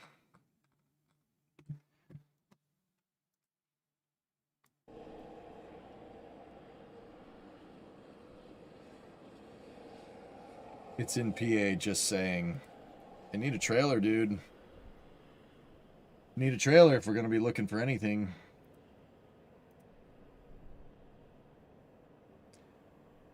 Which launch? Amazon, it's a ULA Atlas 551. 5-meter fairing, 5 solid rocket boosters, 1 upper stage, 1 engine in the upper stage. It's launching in about 20 minutes. Want some space bits? What's that, Resi? The ISS batteries, dude. We saw that. Oh, hey, check this. Where is that? That's in Abilene, Kansas. Crap. I was just in Kansas, man. Why did you do that? I could, dude. That's actually a good price. I need a trailer. That's a little mini excavator. That would be superbly useful. That thing looks brand new, Aqualux.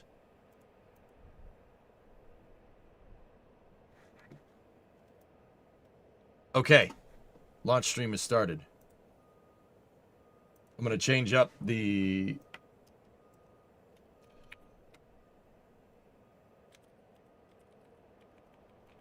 Change up the name. Amazon Leo LA-06.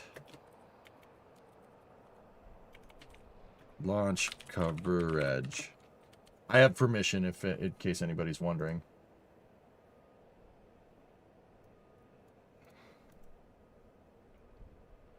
Two, one. We have ignition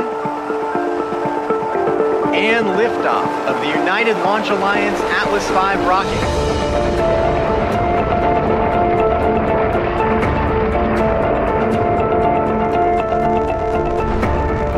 Go Atlas. Move set far.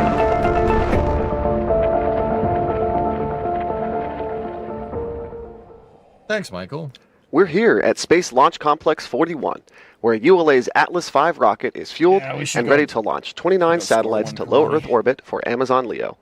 Good evening. I'm Alex Mitchell, a systems engineer at United Launch Alliance. Welcome to the live coverage of the Atlas V LEO-06 mission. What's up, Alex? Nice I'm joining you from ULA's Advanced Spaceflight Operations Center at Cape Canaveral Space Force Station in Florida. In addition to our teams here at the Cape, we also have a team of engineers on console at ULA headquarters in Denver, Colorado. Liftoff is scheduled for 8:53:30 p.m. Eastern Time within today's 29-minute launch window. Launch windows for Amazon Leo missions vary by day to day and are determined by the position of Amazon Leo satellites currently in orbit. Tonight's coverage will continue through deployment of all 29 spacecraft. For additional real-time updates, you can follow along at our live blog at ulalaunch.com. And if you enjoy watching our live coverage, be sure to subscribe to our YouTube channel for future missions and launch content. Alex, what? Did you just do the YouTube plug on a ULA stream? Tonight we are flying the Atlas 551 configuration, which consists of a 5.4 fairing, 5 RB boosters attached to the main booster, and 1 RL-10C engine powering the upper stage. Yeah. Is 7 we might, actually. It's possible we could see this We're one. taking a live look at the Atlas V rocket on the launch pad at Space Launch Complex 4. Let me go outside and see if there's any clouds. Because if so, I definitely want to see this thing fly by if there's no clouds. I'll be right back. Initial thrust at liftoff. The Atlas booster is typically a copper color, but now that it's been filled with cryogenic liquid oxygen, it has turned white with frost. The booster stage is also filled with RP-1, or rocket propellant, which is a highly purified version of kerosene. At the very top of the rocket is the payload fairing.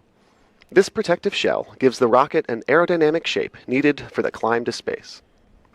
On the fairing, we are proud to display artwork representing Amazon's LEO program in its signature krypton color, along with the American flag and the Atlas and ULA logos. The Amazon Leo name is a nod to the low Earth orbit constellation that powers this network. And if you look closely, you'll notice the logo includes an aurora shaped by the letters L, E, and O. Just below the fairing, where it tapers, is the Centaur upper stage. This stage takes over after the first stage flight, guiding the payload on its final destination to space.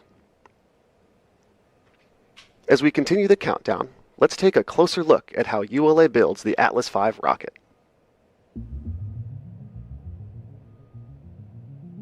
Engineered in Centennial, Colorado, ULA's Atlas V rocket is built in Decatur, Alabama, and launched from Cape Canaveral, Florida.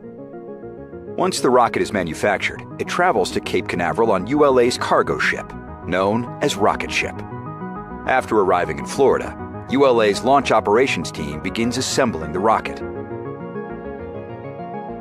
Stacking begins with lifting the 107-foot Atlas booster, powered by an RD-180 engine, onto the mobile launch platform. 5 solid rocket boosters are attached to the sides of the first stage for additional thrust at liftoff. There ain't a cloud in the sky, dudes. There's a very good chance we see this. Steel Centaur upper stage, powered by an RL-10 engine, is then lifted into position. Lastly, the payload fairing, containing the spacecraft, is lifted and mated to the Atlas V rocket. Once assembled, the countdown begins with moving the rocket from the vertical integration facility to the launch pad. The trip to the pad is about 1/3 of a mile. Hang on, I'm gonna reset the stream reset this real quick.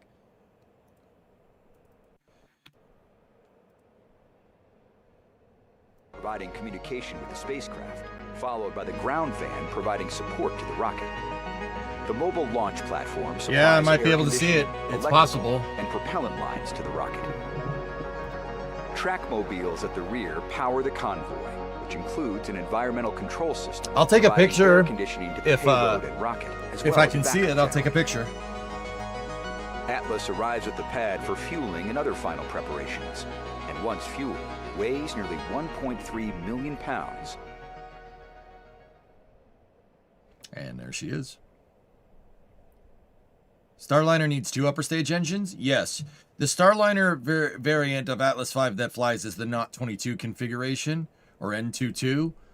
Drew, they have 2 engines. They have a dual engine. LCAC on 1. Go. Yeah, this time ready to provide an outbrief on both the MLP mass deluge valve misconfiguration and the issue with when we went to drop fuel. It's for engine out capability for crew Yes, safety. for the MLP washdown valve, the configuration was not able to be changed by troubleshooting and trying to cycle the valve. However, this is an acceptable configuration, and this will be some areas that will be washed down manually following pad re-entry, and the team recommends to proceed with the operation. LC concurs. LD concurs. And then additionally, the issue experienced when went to drop fuel was a misconfiguration following our engine slew SC test. That was reperformed with the correct configuration. Is no concern. LC concurs. LD concurs. Huh.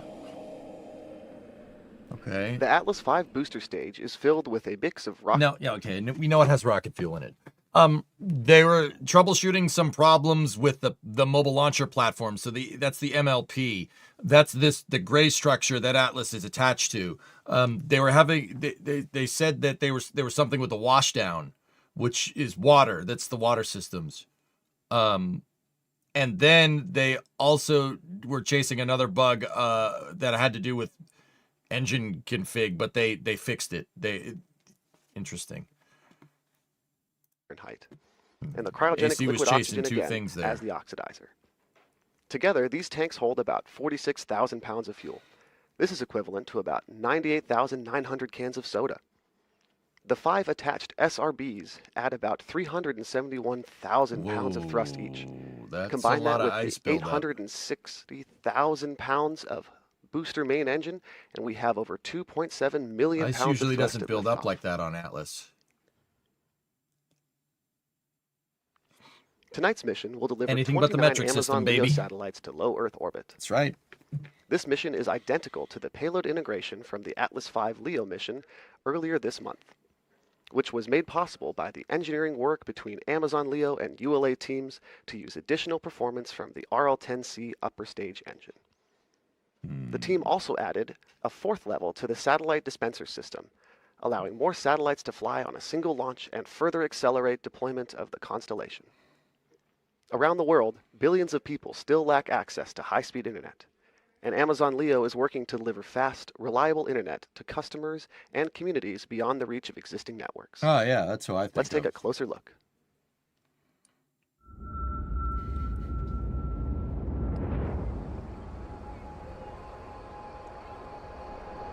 We gotta mute it because they do play, the Leo trailer does play music that flags. So I'll narrate it. Looking out your window, up at the sky, what do you see? You see a car drifting around a short track and telemetry and stuff. Dude, that was a nice S14 right there. You see cowboys with cows and tablets. You see a lemonade stand for pie and stuff. Oh, what? Hey, no, wait a minute. What was she working on there? That looked like a Sterling 1025. You see a laundromat with people having a good time. Open 24 hours, just like our internet satellite constellation. But wait, people might need help. So we send the ambulance. Or you could just go camping with your buddies in the woods and watch movies. A new era of internet is coming. Number 9, number 8, number letters counting down, elevators, number 1 pointing. We watch this totally fake rocket launching. Never mind that we don't have the budget. We could have just put some B-roll of an actual rocket launching, but we didn't.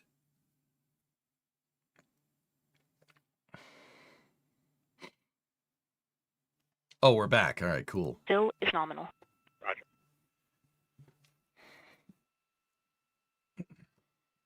Never stop doing that. As you may see All right. if you watch the video from ULA's Decatur, Alabama production facility, the Atlas booster is a structurally stable aluminum with all rigidity machined into the tank walls. Yeah, Geeson, that's you may also hear that that's what I want. I want internet when I go camping because best ad I've ever seen. Buy Amazon Leo. You won't. Think for a moment about how you're able to stand on a fully sealed soda can. I'm thinking. But an open one can collapse under your feet. Go at throttle up. This is the same concept. Pressure provides the structural stability to the thin steel walls and allows for the upper stage to be extraordinarily lightweight to maximize payload mass to orbit. Additionally, Centaur Alex must offers watch one the of the stream. highest specific impulses available from any operational upper What's up, stage Wade? propulsion system today. This translates to Centaur having an extremely high fuel economy. The upper stage is where missions are actually delivered. A rocket's first stage gets the payload out of the atmosphere and a head start towards orbit. But the upper stage determines where that payload ends up, making it a critical part of mission success. Hey, Shatter.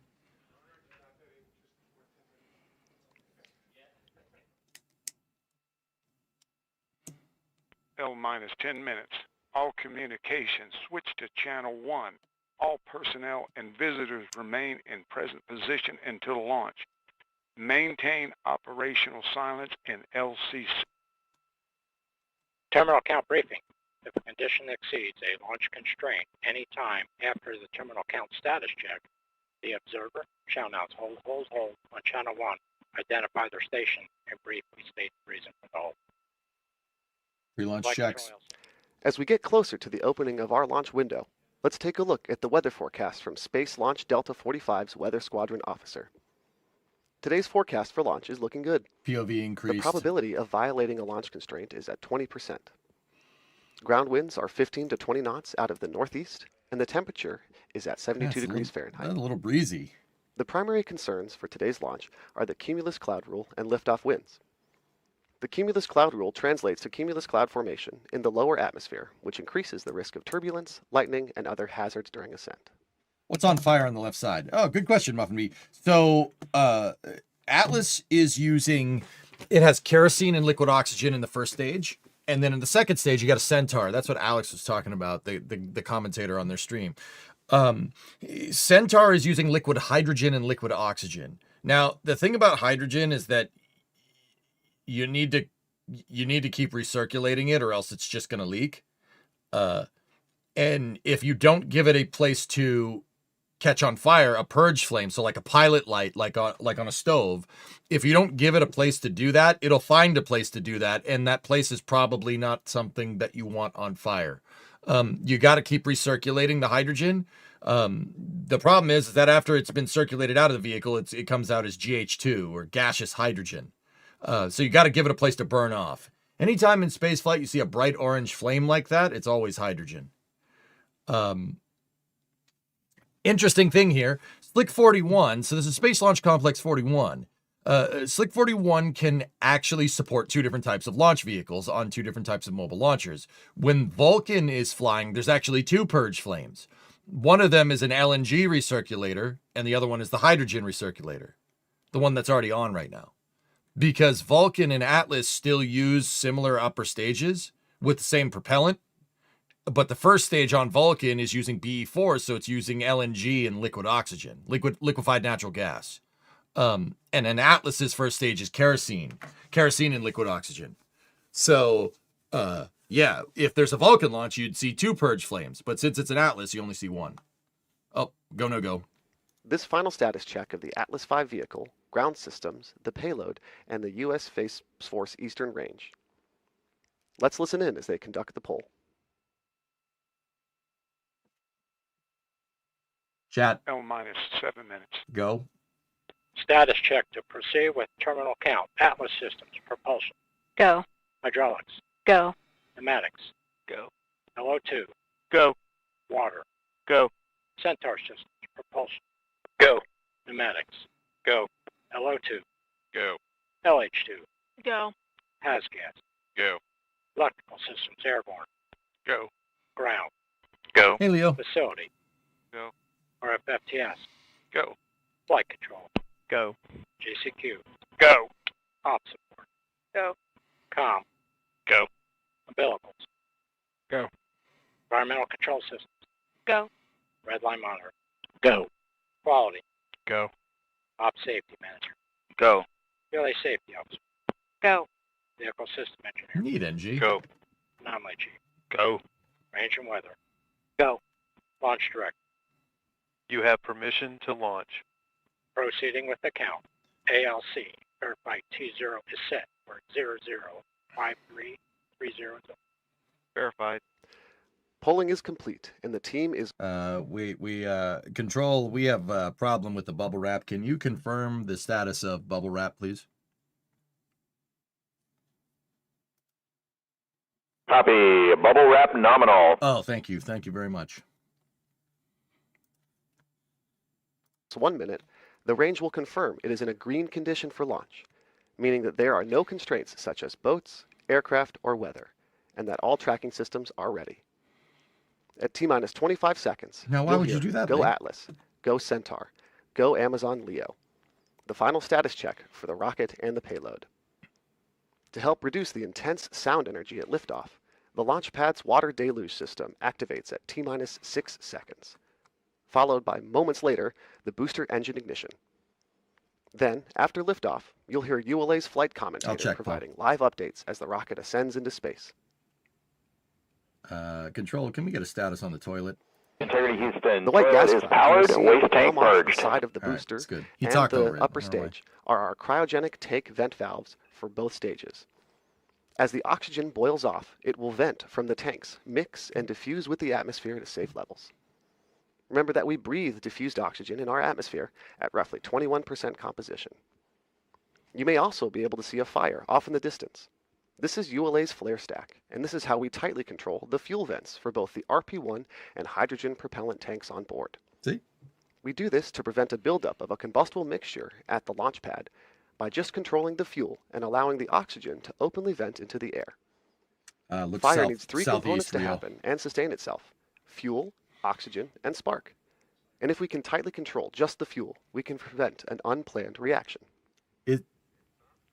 Does this guy watch the stream? That's exactly how I explained that, like almost verbatim.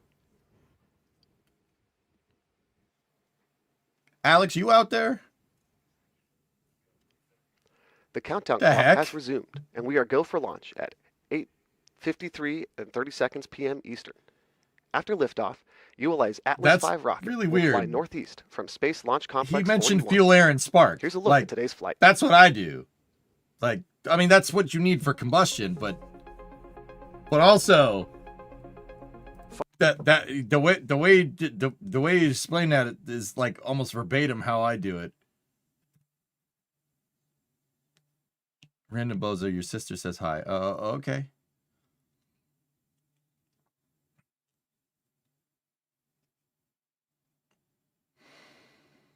Twist, it's me from the future? Yeah.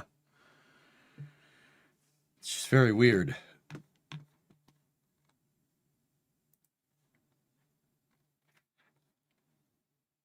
+5, giving it power to deliver. Raw style, yeah, maybe.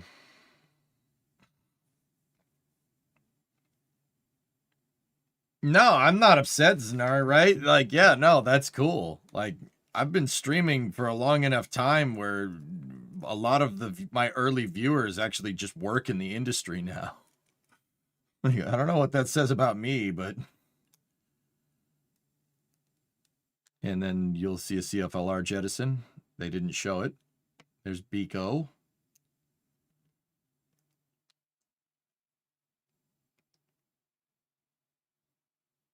That's, yeah. Is that what you want to call that? Sure.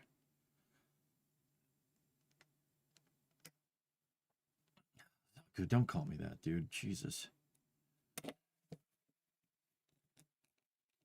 Don't call me that, man. Yeah, dude, it's going to be burning all the way out over the middle of the Atlantic. I should be able to see this thing go by.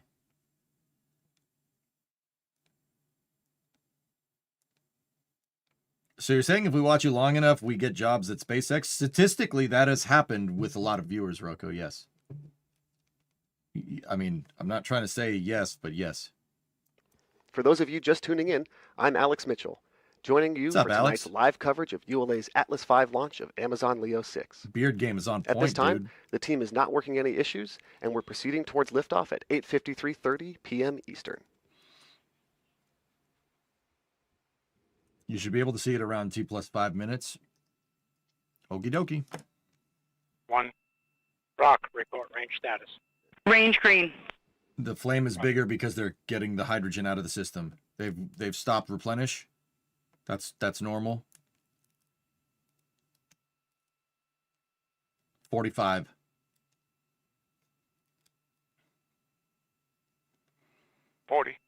Stable at step 3. Yeah, that's how it happens, Dan. Planes are still cool, though, too. T-minus 30 seconds. Launch of LA-06. Verify ECS routes for launch. 25. Status check. Go Atlas. Go Centaur. Go Leo. Okay. Got a greens all around. 15 seconds. This is an Amazon payload here. 10, 9, 8, 7, 6. Sound suppression 5, water system. 4, 3, 2. Ignition. Ignition. 1. And yeah, baby, there we go. Of United Launch Alliance Atlas V rocket, carrying another 20 Man, that thing gets out of the hole fast. These spacecraft will deliver fast, reliable internet to customers around. Dude, that thing's a freaking rocket. I mean, actually. Would love Atlas 551. That thing is a beast.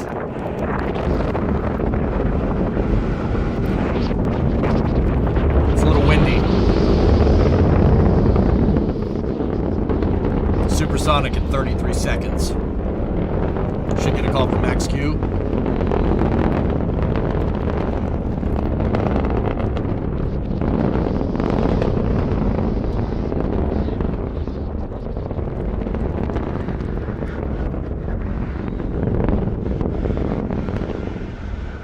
Actually, once the rocket got far enough away, that microphone that you're hearing is on the pad. Because you can hear the pad purging out. You are hearing the voice of ULA's flight commentator providing launch vehicle descent data. Engine continue to operate now. In about 15 seconds, the first stage engine will throttle down to prepare for separation of the solid rocket boosters. Yep.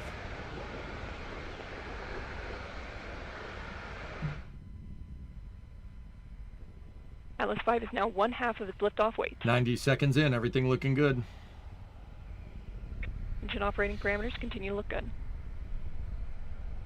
This is Atlas Mission Control at L+139 seconds. We're coming up on burnout and jettison of the solid rocket boosters. These additional motors augment the thrust at liftoff, giving Atlas an extra boost off the pad. We're good. jettison of all 5 SRBs. Yeah, the SRBs coughed up. They coughed and sputtered a little bit towards flame out. That does happen, but it's happened Now passing worse 2 minutes into flight. at times Vehicle in the is 38 past. miles downrange, moving at 4,200 miles an hour through the center of the range track. Vehicle went to We are closed-loop just steering over as 2 minutes into flight. Coming up next, the Atlas V rocket will transition into closed-loop steering, meaning it will begin to use real-time flight data to adjust its path. One thing many people may not realize about launch day is that these key milestones are all pre-programmed into the rocket's onboard computer, known as the avionics system.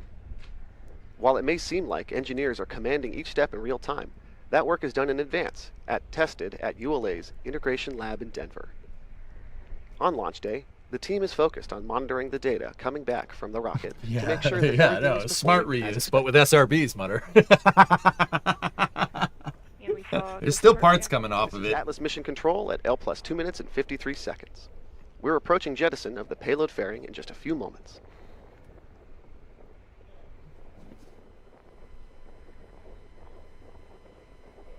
And we have good indication of payload fairing jettison. PLF jettison and then Centaur forward load reactor is And CFLR. CFLR deck jettison. CFLR jettison is good. Throttling back up as expected. Yeah, baby. Engine continues to burn normally.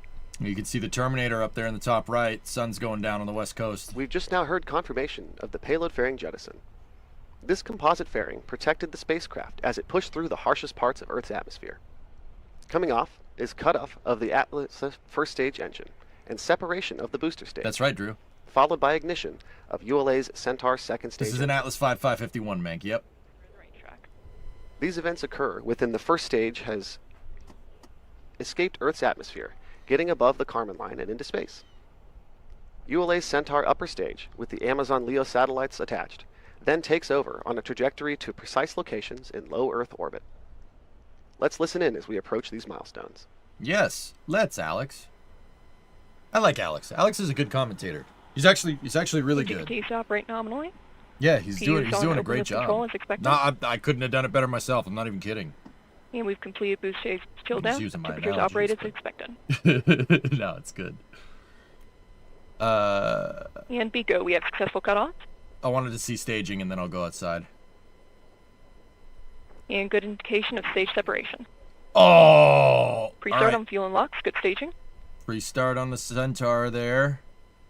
And then once everything goes clear Ignition. here, that's when she's and on. full thrust. Yeah, RL10 baby. is running nominally. Bingo. This is Atlas mission Thrust vector control, control at check. L plus 4 minutes Check and right 50 there. seconds.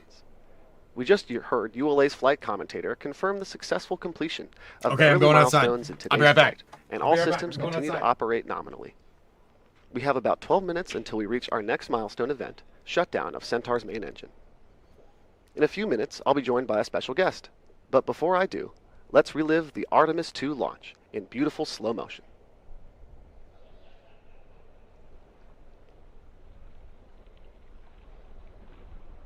On April 1st, NASA's SLS rocket launched the Artemis II mission, marking the first crewed mission to travel around the moon in more than 50 years.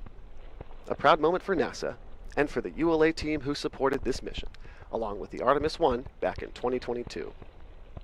In partnership with Boeing, ULA provided the Interim Cryogenic Propulsion Stage, or ICPS. ICPS was the second stage, or the part of the rocket that took the Orion spacecraft to orbit.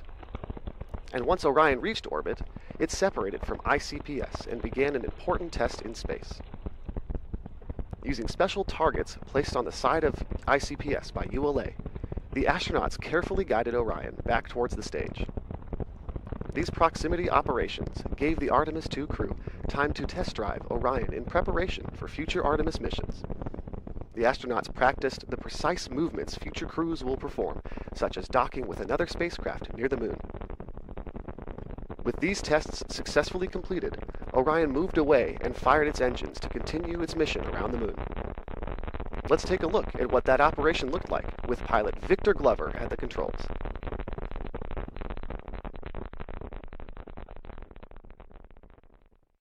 Standing by for separation.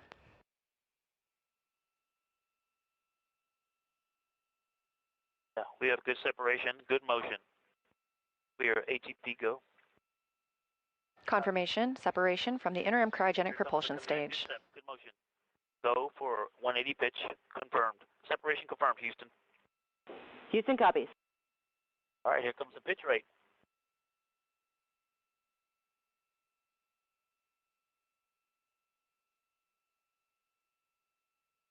I see it. Look at that. Woohoo! That, This view inside Orion. I see the moon in the camera, and now I see ICPS in the docking camera field of view. Okay, waiting for 550. I'm on the THC. There's 550, starting the 19N. 1. This is the view from 5, 9, and This is the view arrow. The docking camera is showing the crew inside Orion. 19 ends. Much quieter. Got a little rumble, Checking. like we're driving on a rocky road, but much quieter than in the sim. I'm showing about 3 degrees wide on ICPS.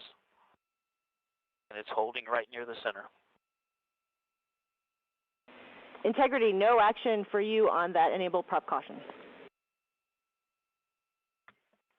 action. Bit of ICPS. Did you see that photo off the screen on camera view? 0.8 degrees wide. Quite large.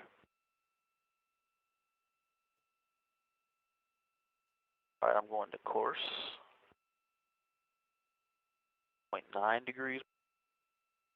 Dude, did something come off that thing? 1 degree wide. Here comes 6 outs. 1, 2, 3, 8 down pulses. Did something come off of it, dude? I Great saw view of something. the Something ICPS flew off of that it. powered Orion during the perigee raise maneuver and apogee raise burn.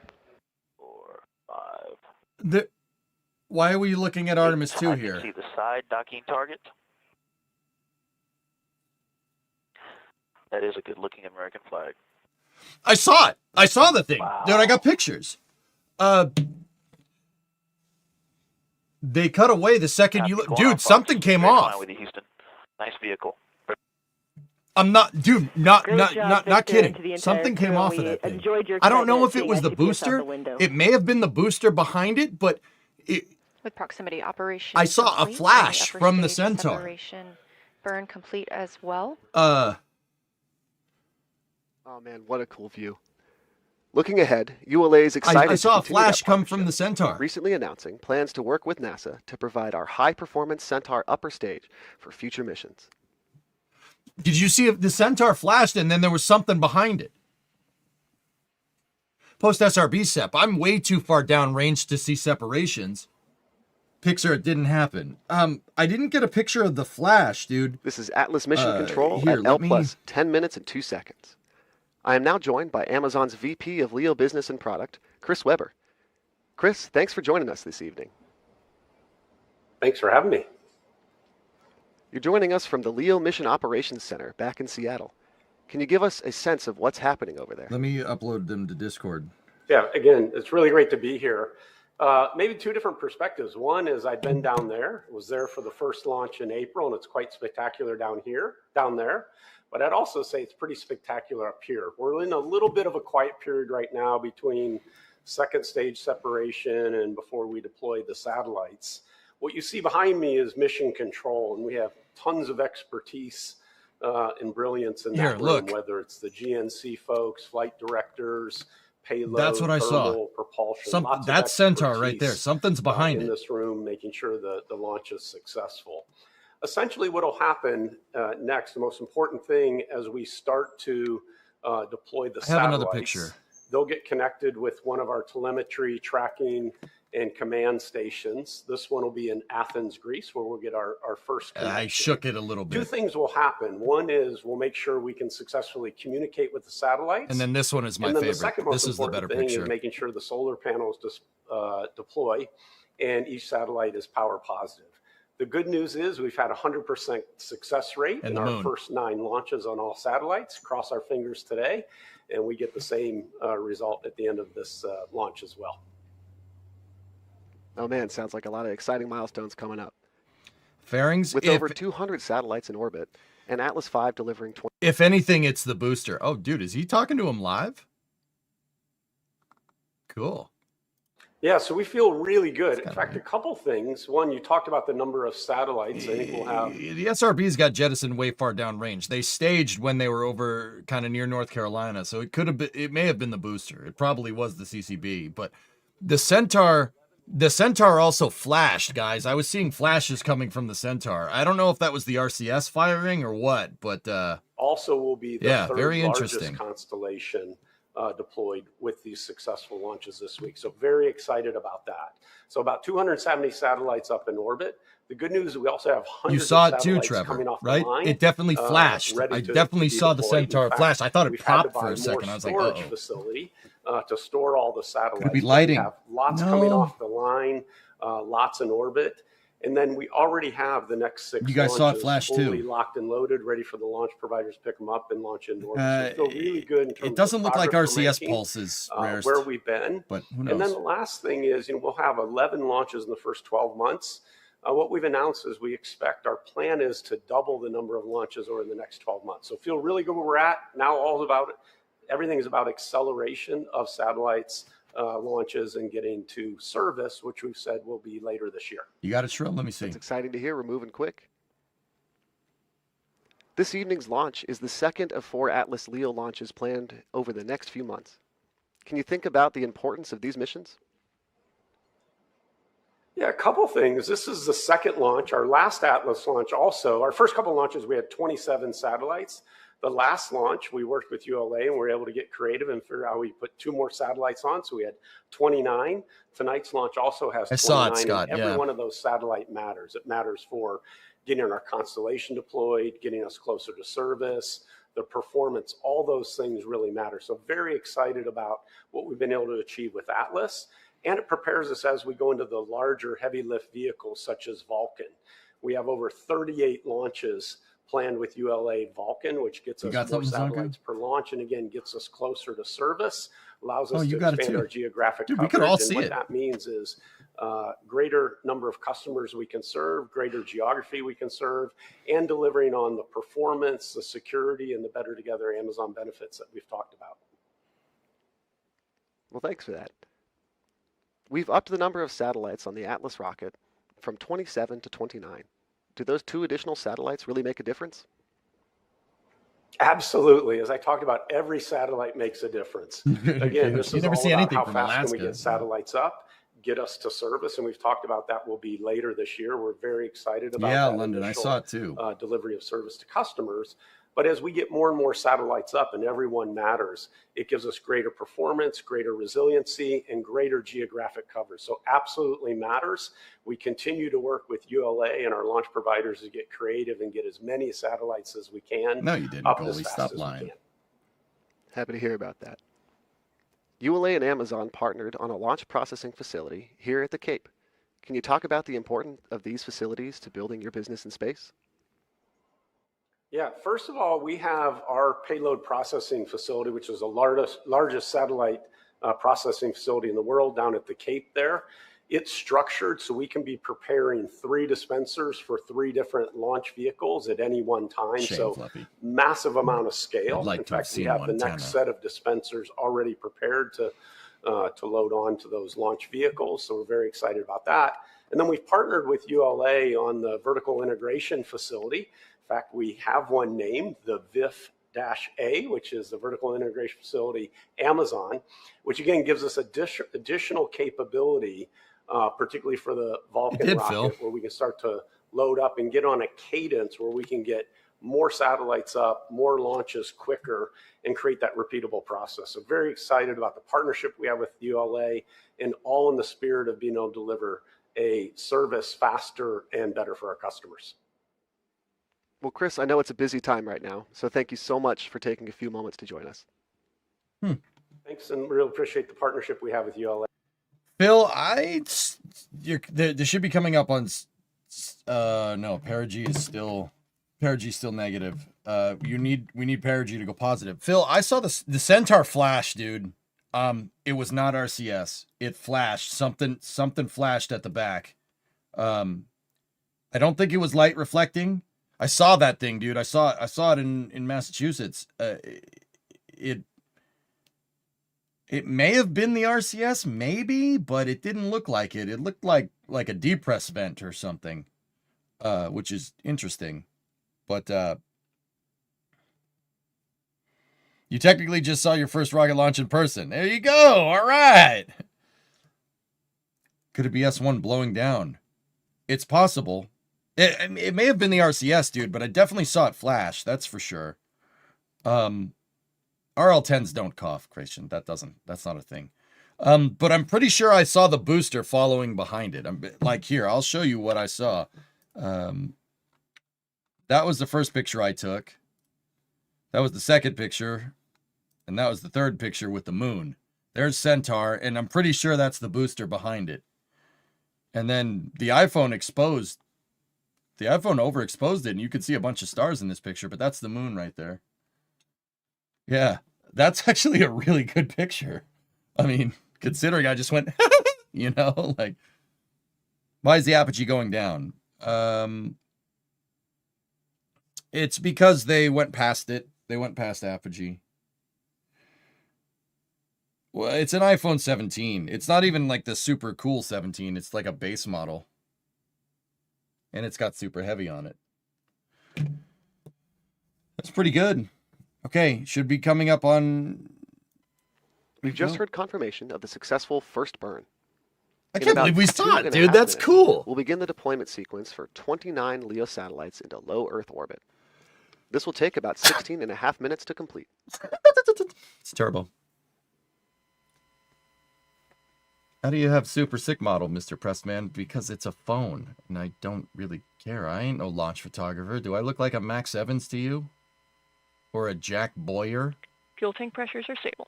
Okay. Yeah, maybe we just saw the RCS go off, dude. But yeah, there's a big flash at the bottom of the vehicle. This is the first time Amazon Now didn't make them cut the feed. 19 minutes into flight. Hell yeah, dude.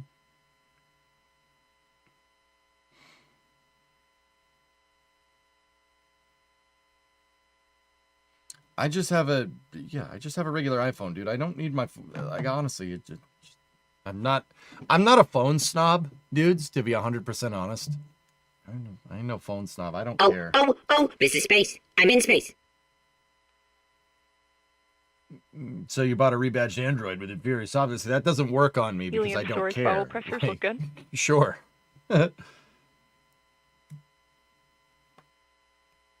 Team Android. Oh, yeah, Shazbird, I was able to put that together. Dude, this last picture, you know what? Hang on. Let's see if we can up the res here. 1920. 1 minute. Spacecraft separation event 1. Oh, yeah. Now passing 20 minutes into flight. Nice. Why using iPhone if we have PCs? We successfully completed our turn to spacecraft separation attitude. Perry, you got one? Oh, nice, dudes. Dude, we all saw it. It was like pretty much good up the entire East Coast. This is fantastic.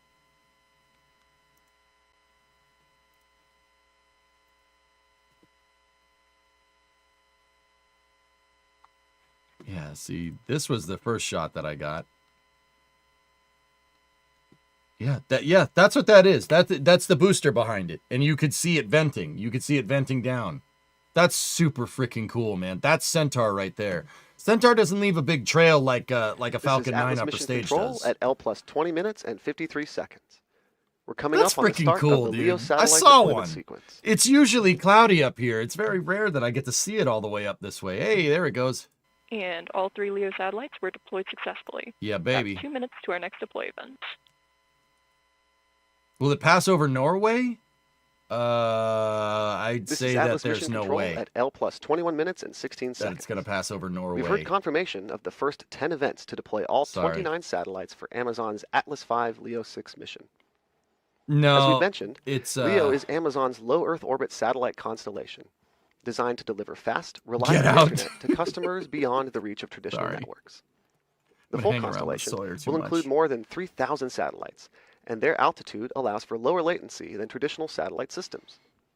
Each satellite uses electronic propulsion for orbit raising, maneuvering, collision avoidance, and safety orbiting at the end of the mission. They also use optical inter-satellite links, infrared lasers that transfer data between spacecraft, forming a secure network in space. To deploy the satellites, all 29 are mounted to a dispenser system attached to ULA's Centaur upper stage. Today's dispenser consists of the 3 tiers of 9 satellites each, with an additional 2 satellites on the final tier, affectionately referred to by engineers as the cake topper.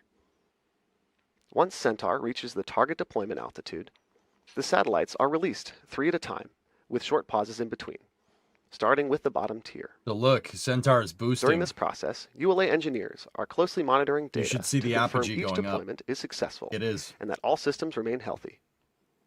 We have 9 more deployments ahead, so we'll step away from commentary for now and return as we approach the final deployment.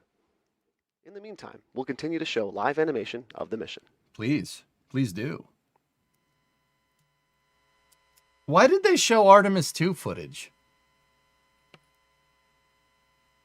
Dude, I can't believe I saw it. That's so cool. I haven't seen a stage flyby in a long time. Since, I'd say the last time I saw one go by, it was probably Starlink, like from a couple of years ago. Arm command sent. They wanted to plug the ICPS. They wanted to Deploy command sent for set 2 of LEO satellites. They wanted to plug an upper stage that they don't make anymore? Question? And we do have good indication that all 3 LEO satellites were deployed successfully. Approximately 2 minutes to our next deploy event. Yeah, baby.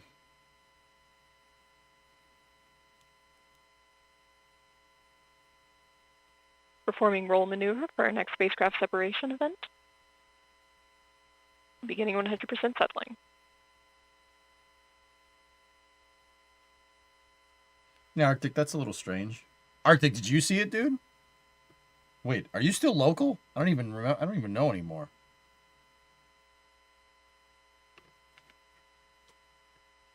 I don't even remember. There's too many viewers. Actually, Buzz, that's Norway over there.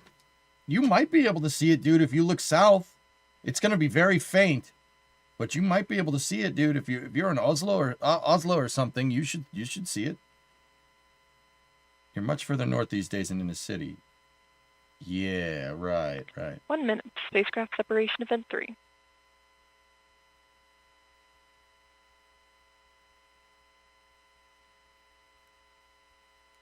Yeah. I was in you were in upstate New York and you were able to see it too. Damn, dude, you could see it all the way out there? All right. So that's Northern Europe over there. It flew over the UK, but now she's going to start heading southeast. Heck, guys, the thrusters are firing, dude. If you're in Denmark or Sweden, you or Germany, you could see this thing.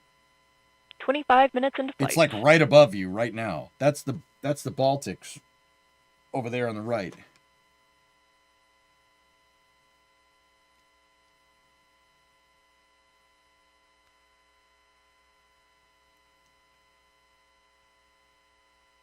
Arm command sent. That's Scandinavia? Oh, I thought that was the Bahamas. Shoot. Deploy command sent for set 3 of LEO satellites. Okay, they deployed the entire and we have lower good ring. indication that all 3 were successfully deployed. Approximately 2 minutes to our next deployment. Yes, London, for the most part. Why did they use the RCS for so long? It's boosting the orbit. They're gonna fire if I saw that right. They're gonna fire those thrusters again here in a moment. Oh look, they did. So apogee's gonna go up now.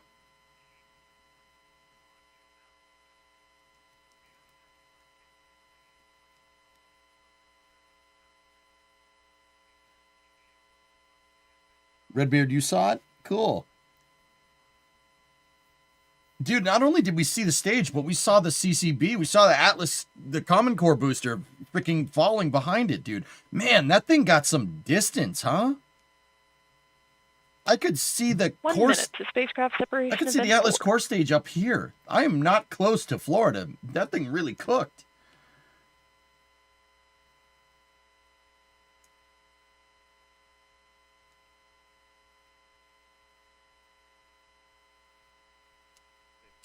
The tone is back. Discovery, go at throttle up. Kangaroo Bowler. It's been a while since I subbed, like 10 years. It's good to be back. Welcome back, dude. Yeah, now she's over, I'd say like Hungary right now. It's heading towards the Balkans. That's, this is Poland. Poland's right there. Latvia, Estonia, Lithuania right there. Russia's over there on the right. Finland's all the way up there at the top of the screen. But she's heading out towards the Black Sea right now. Deploy command sent for set 4 of LEO satellites. There we go. And all 3 satellites were deployed successfully. Less than 2 minutes to our next deployment.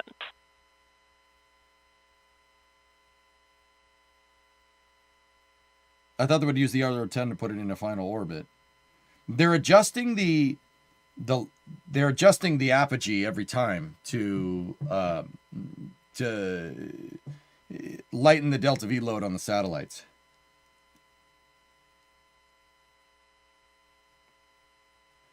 And performing our roll to the next spacecraft separation attitude. Everest, you've been following since 2020. You saw it from northern central Vermont. Nice. 1 minute to our next deploy event. Cool, dude. Yeah, we all got a good shot, man. 6 years almost. No, 2020 was like yesterday. Right? That was like 2 weeks ago. Isn't that what they said? London, your wife was in Tampa, saw it around 8:55. I got a video in North Carolina at 9:58. That's cool, man. Do we tell him? Does he know? It's March 936, 2020. Yeah, right?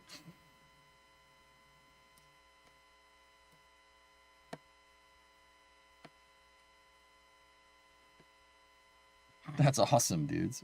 I can't believe I saw the booster. I thought something came off. I'm like, that's not good. That's 2 distinct pieces. But no, I'm pretty sure that was the CCB behind it, now that I'm thinking about it. Arm command sent. Come on. Deploy command sent for set 5 of LEO satellites.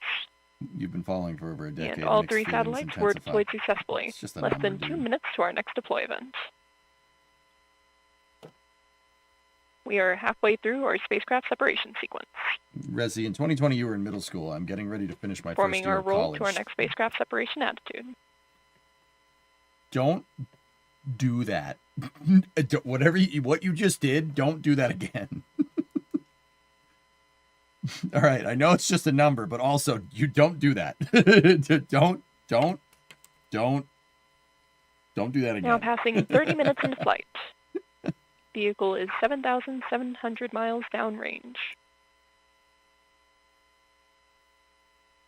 Couldn't see it from Montana. There was too much planet in the way. 1 minute. Yeah, that Spacecraft happens. separation event 6. On the bright side, you did get to see Montana.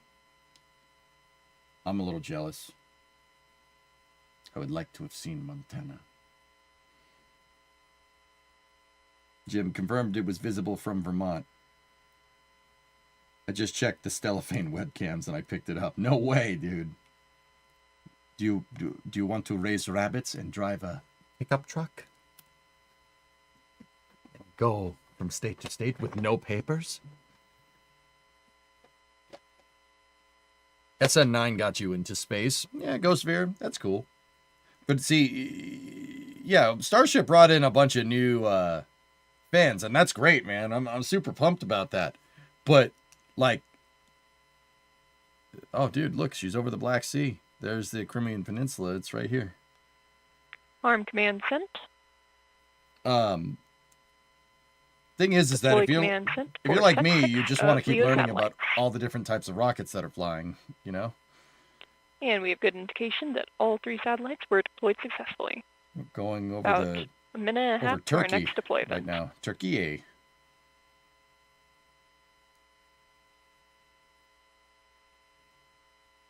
A lot of things down here don't react well to bullets. Would like to have seen Montana. 1 minute to spacecraft separation event 7.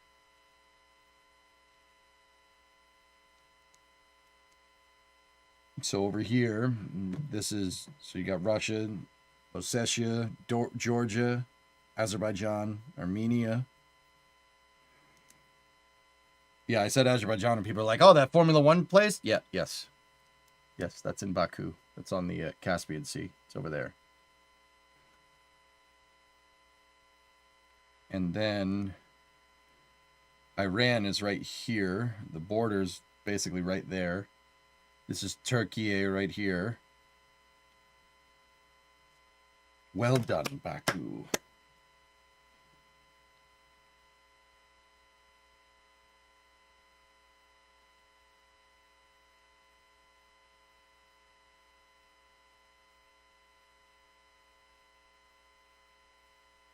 Arm command sent.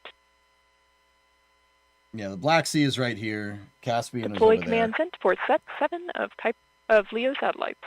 Fun fact, Baikonur is like right, it's over there on the other side of the Black And we do have good Caspian. indication that all 3 satellites were deployed successfully. Yeah, baby. Less than a minute and a half to our next deploy event. Let's go.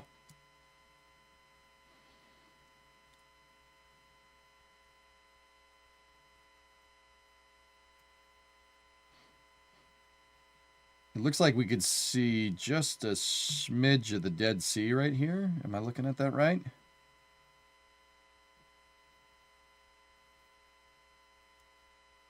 So they just ripped off Starlink bar for bar? No, their deployment mechanism is different than Starlink's.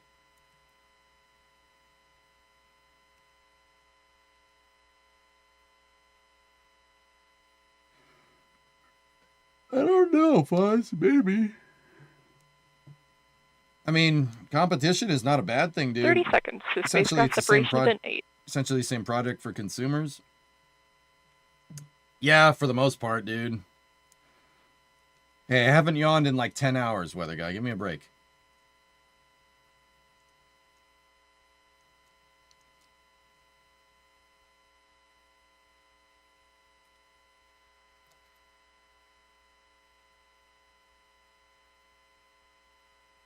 Arm command sent. Deploy command sent for set That 8 was Lake of LEO Urethra? satellite. Or Urmia? Oh, okay. I thought you said something else. All 3 LEO satellites were deployed successfully. Yeah, Approximately baby. a minute and a half to our next deploy event.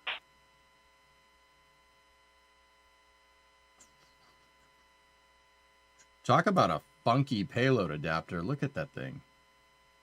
The payload adapter is almost the payload attachment fitting and adapters are almost as long as the dang stage. That looks like someone's Kerbal creation.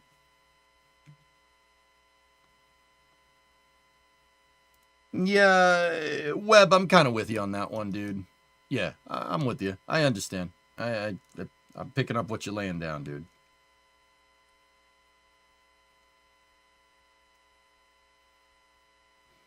Looks like a lightsaber. Kind of does, doesn't it? 30 seconds to spacecraft separation event 9. Yeah, that's why they needed the 551 fairing, so you could fit all that in there.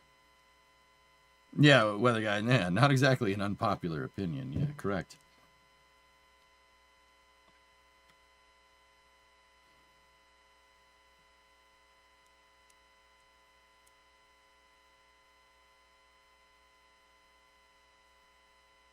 Arm command sent.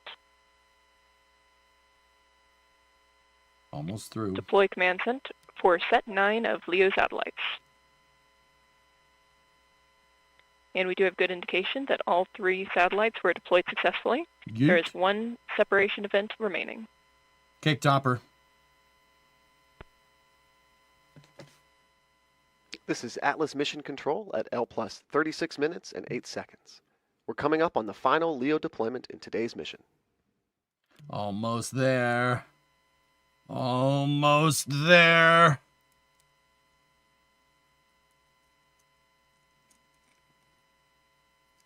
Stay on target. 1 Loosen minute up. to the final spacecraft separation event. Stay on target. The satellites will, Armadillo, the satellites will circularize. 550 kilometers, if I'm remembering right. One more pass.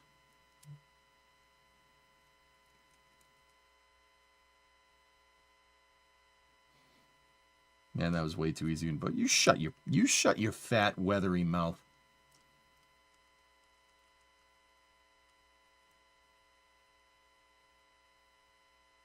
See, it's interesting here. They chose to add another set of satellites, and they're deploying satellites in the lower orbit. So that tells me that they added those 2 extra satellites, but sacked a bunch of performance and possibly service life on the first sets of satellites that they deployed. Not much, maybe a couple months. But yeah, this tells me that they need to get they want to get more satellites up there. Yeet. All LEO satellites have been deployed successfully. Nice. Very nice. There's the Strait of Hormuz down there. This is Atlas Mission Control at L plus 37 Going out minutes over the and Indian 48 Ocean. seconds. We just heard confirmation of successful deployment of Amazon's 29 LEO satellites. As we wrap up our live coverage, I want to say thank you for tuning in to tonight's flight. That got him. And remind you to visit ulalaunch.com, follow us on social media That's right, at Cryolox. Launch, and subscribe to our YouTube channel. And join us May 22nd for another Atlas V launch for Amazon LEO. Now, before we sign off, let's take another look at liftoff. Yeah, let's, Alex. You did a good job, dude. Nice 10, commentary. 9, 8, 7, 6, 5, 4, No, 3, hellfish. 2. We have ignition. 1. Oh, hell yeah. And full thrust. And liftoff of United Launch Alliance. Man, that thing goes. Thing goes so hard. Satellites for Amazon LEO. These spacecraft will deliver fast, reliable internet to customers around the world. Oh, that thing is so cool. It's going to be a shame when it stops flying. All right, guys. And with that being said, I think that's where we're gonna end. This stream ended up being 11 and a half hours. I've been streaming since the Falcon Heavy attempt this morning. NSF did get the sparking if you go watch their footage. Yep. Why were the 5 boosters arranged this way? So Scrap Atlas is an asymmetric launch vehicle, like the space shuttle. And the 551 configure actually. So you want to hear some trick engineering? This is why I think Atlas V is really cool, and it kind of sucks that it's, like I said, there's only so many of them left. Atlas can launch with 1, 2, 3, 4, or 5 SRBs. You can launch whatever. The asymmetry. The reason it's asymmetric, the reason that makes it work is the SRB nozzles are actually pointed outwards, and they're pointed through the center of gravity of the vehicle. That and the RD-180, that's the NPO Energomash RD-180 that's in the center. It's a Russian engine. It has 2 nozzles, and the nozzles have 8 degrees of vector control. So as long as you have one rocket nozzle pointed through the SRB nozzles are actually canted out. They point through the center of gravity. You don't need as much control with the RD-180 has 2 nozzles, right? It doesn't need much control. You can just wiggle one out to compensate. That makes Atlas able to launch with an asymmetric configuration of SRBs. Now, why are they packaged like 2 on one side, 3 on the other? That's because of where Atlas V's downcomer is. It has a external LOX line that goes down into the engine, and that actually goes around the kerosene tank to simplify construction. There's no tube that goes through the tank like on Starship or on a Saturn V or on Falcon 9. It makes manufacturing these things really easy. Well, relatively easy. So because that transfer line is in the way, and then your electrical harness for the booster is also in the way, they clustered them in an asymmetric configuration because you can. It doesn't matter. It's like if you listen to the DBF streams that I did, the Design Build Fly streams, I was talking about wings. Like the University of Maine had they had a biplane, but one wing wasn't directly over the other on their plane. They were like behind each other. Aerodynamics and with planes, like it doesn't matter where the wings are, as long as your wings are lifting through your center of gravity, it'll lift. Like how well it'll fly, that's another story. But with rockets, as long as the engine is pushing through the center of gravity, Atlas might do this a little bit during liftoff, right? Like, it's not going to go exactly straight up, but it'll be close, right? It might fly a little bit like this for a second, just like the shuttle when it took off the pad went like that. But, like it slewed a little bit. But yeah, that's no big deal. As long as the center of thrust is pointed through the center of mass, it doesn't really matter. If you have the vector control to be able to compensate for it, screw it. Atlas has launched in asymmetric configuration, dude. You want to see something strange? All these configurations are gone now, but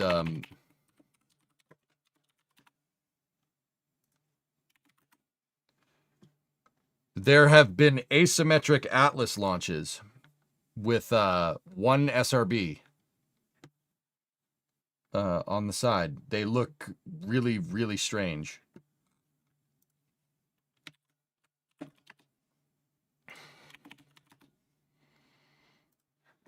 Here.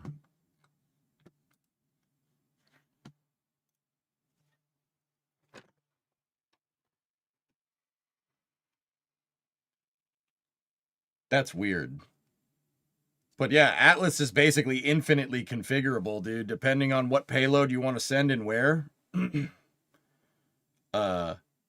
can put 1, 2, 3, 4, or 5 SRBs on it. They retired the 400 series configuration, but you could either launch it with a smaller fairing or in the 500 configuration like what you saw tonight. In the 400 series variant, you could go up to 3 SRBs. And in the 500 series variant, you can get up to 5. That doesn't mean we haven't seen like a 511 Atlas, which is the 500 series fairing with 1 SRB on it. Which, once again, that's just completely weird. That looks so strange, but it's a thing. Yeah, the booster nozzles, once again, they're canted out. Can Vulcan do 1 SRB? No. Can we get a proper send-off tonight? What? Oh. That'll probably get flagged on YouTube, dude. I like Atlas. I think Atlas is a good vehicle. I'm much more of a fan of Delta. I was always a big Delta fanboy. I was bumming when the last one flew. But SLS is Delta 5 anyway, so it doesn't matter. And then Atlas can also have a 1 or 2 engine upper stage. You can get a you can have a dual engine Centaur, or it can launch Starliner. Atlas is a really good vehicle. The only real big problem with it is that it has an RD-180 in the first stage. That's a Russian engine, and we were buying them from them. And that's Congress decided that that was frowned upon after 2014.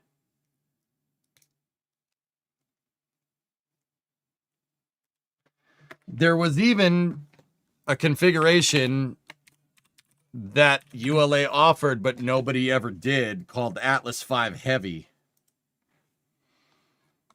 You guys know Falcon Heavy, right? Nobody ever did it, but there was an Atlas 5 Heavy. You could do that. It was teched up to do it. Even the pad was configured for it.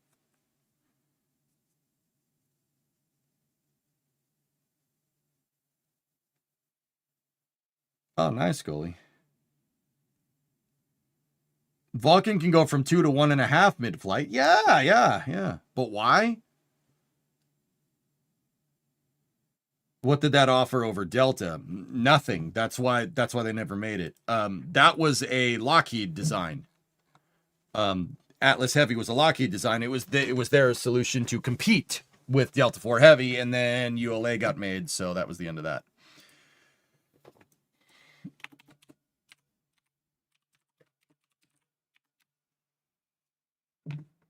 You guys want to see something interesting? Just, you know, a long time ago, Toru Bruno posted this on his desk.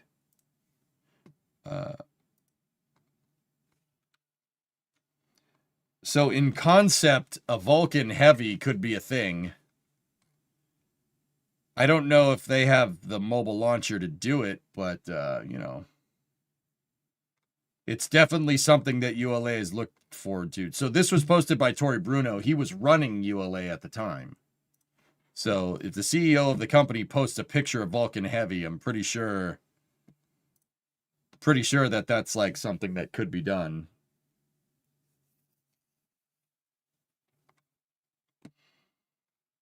But yeah, Vulcan Heavy doesn't look bad. It looks really nice. In fact, Vulcan Heavy might... Vulcan Heavy would probably be a good idea. You know, those SRB, if those SRBs don't work out, you know.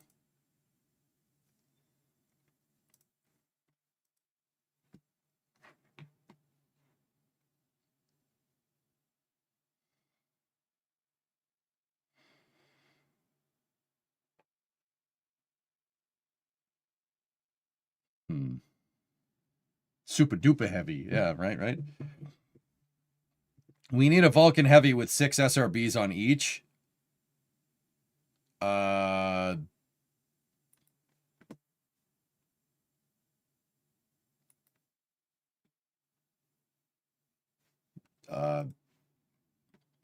mean, I'm not saying I don't want that, but, you know. See, now I'm just thinking about Vulcan Heavy. Dude, that thing would kick off the pad, man. That thing would book. She would boogie, that's for sure. That thing would really, really go fast off the pad.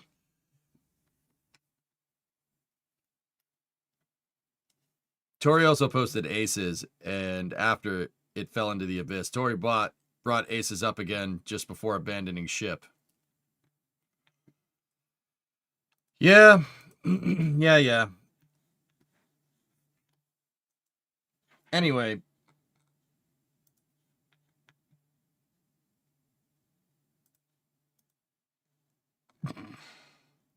All right.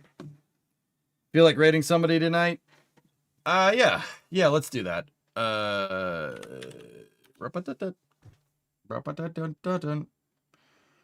So yeah, man, fun stream. Good times. You know what, dude? Let me see something.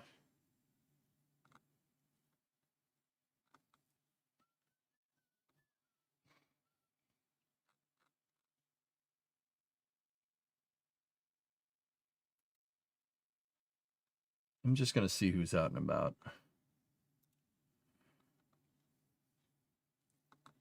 Deadly Slob's playing Kerbal Space Program. He rated me during the Artemis streams. Let's go see what he's up to.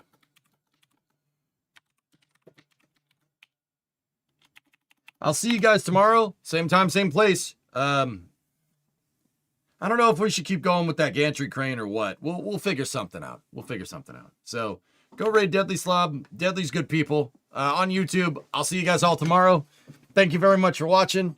Have a good night, everybody. I'm gonna go eat. It's fasting day. Time to eat. Hey, man, you got something to eat up in there? We hungry. Like I said, we hungry. All right. Same time? No, noontime. Bye. I'll see you later. Bye. Go raid Deadly. Bye-bye.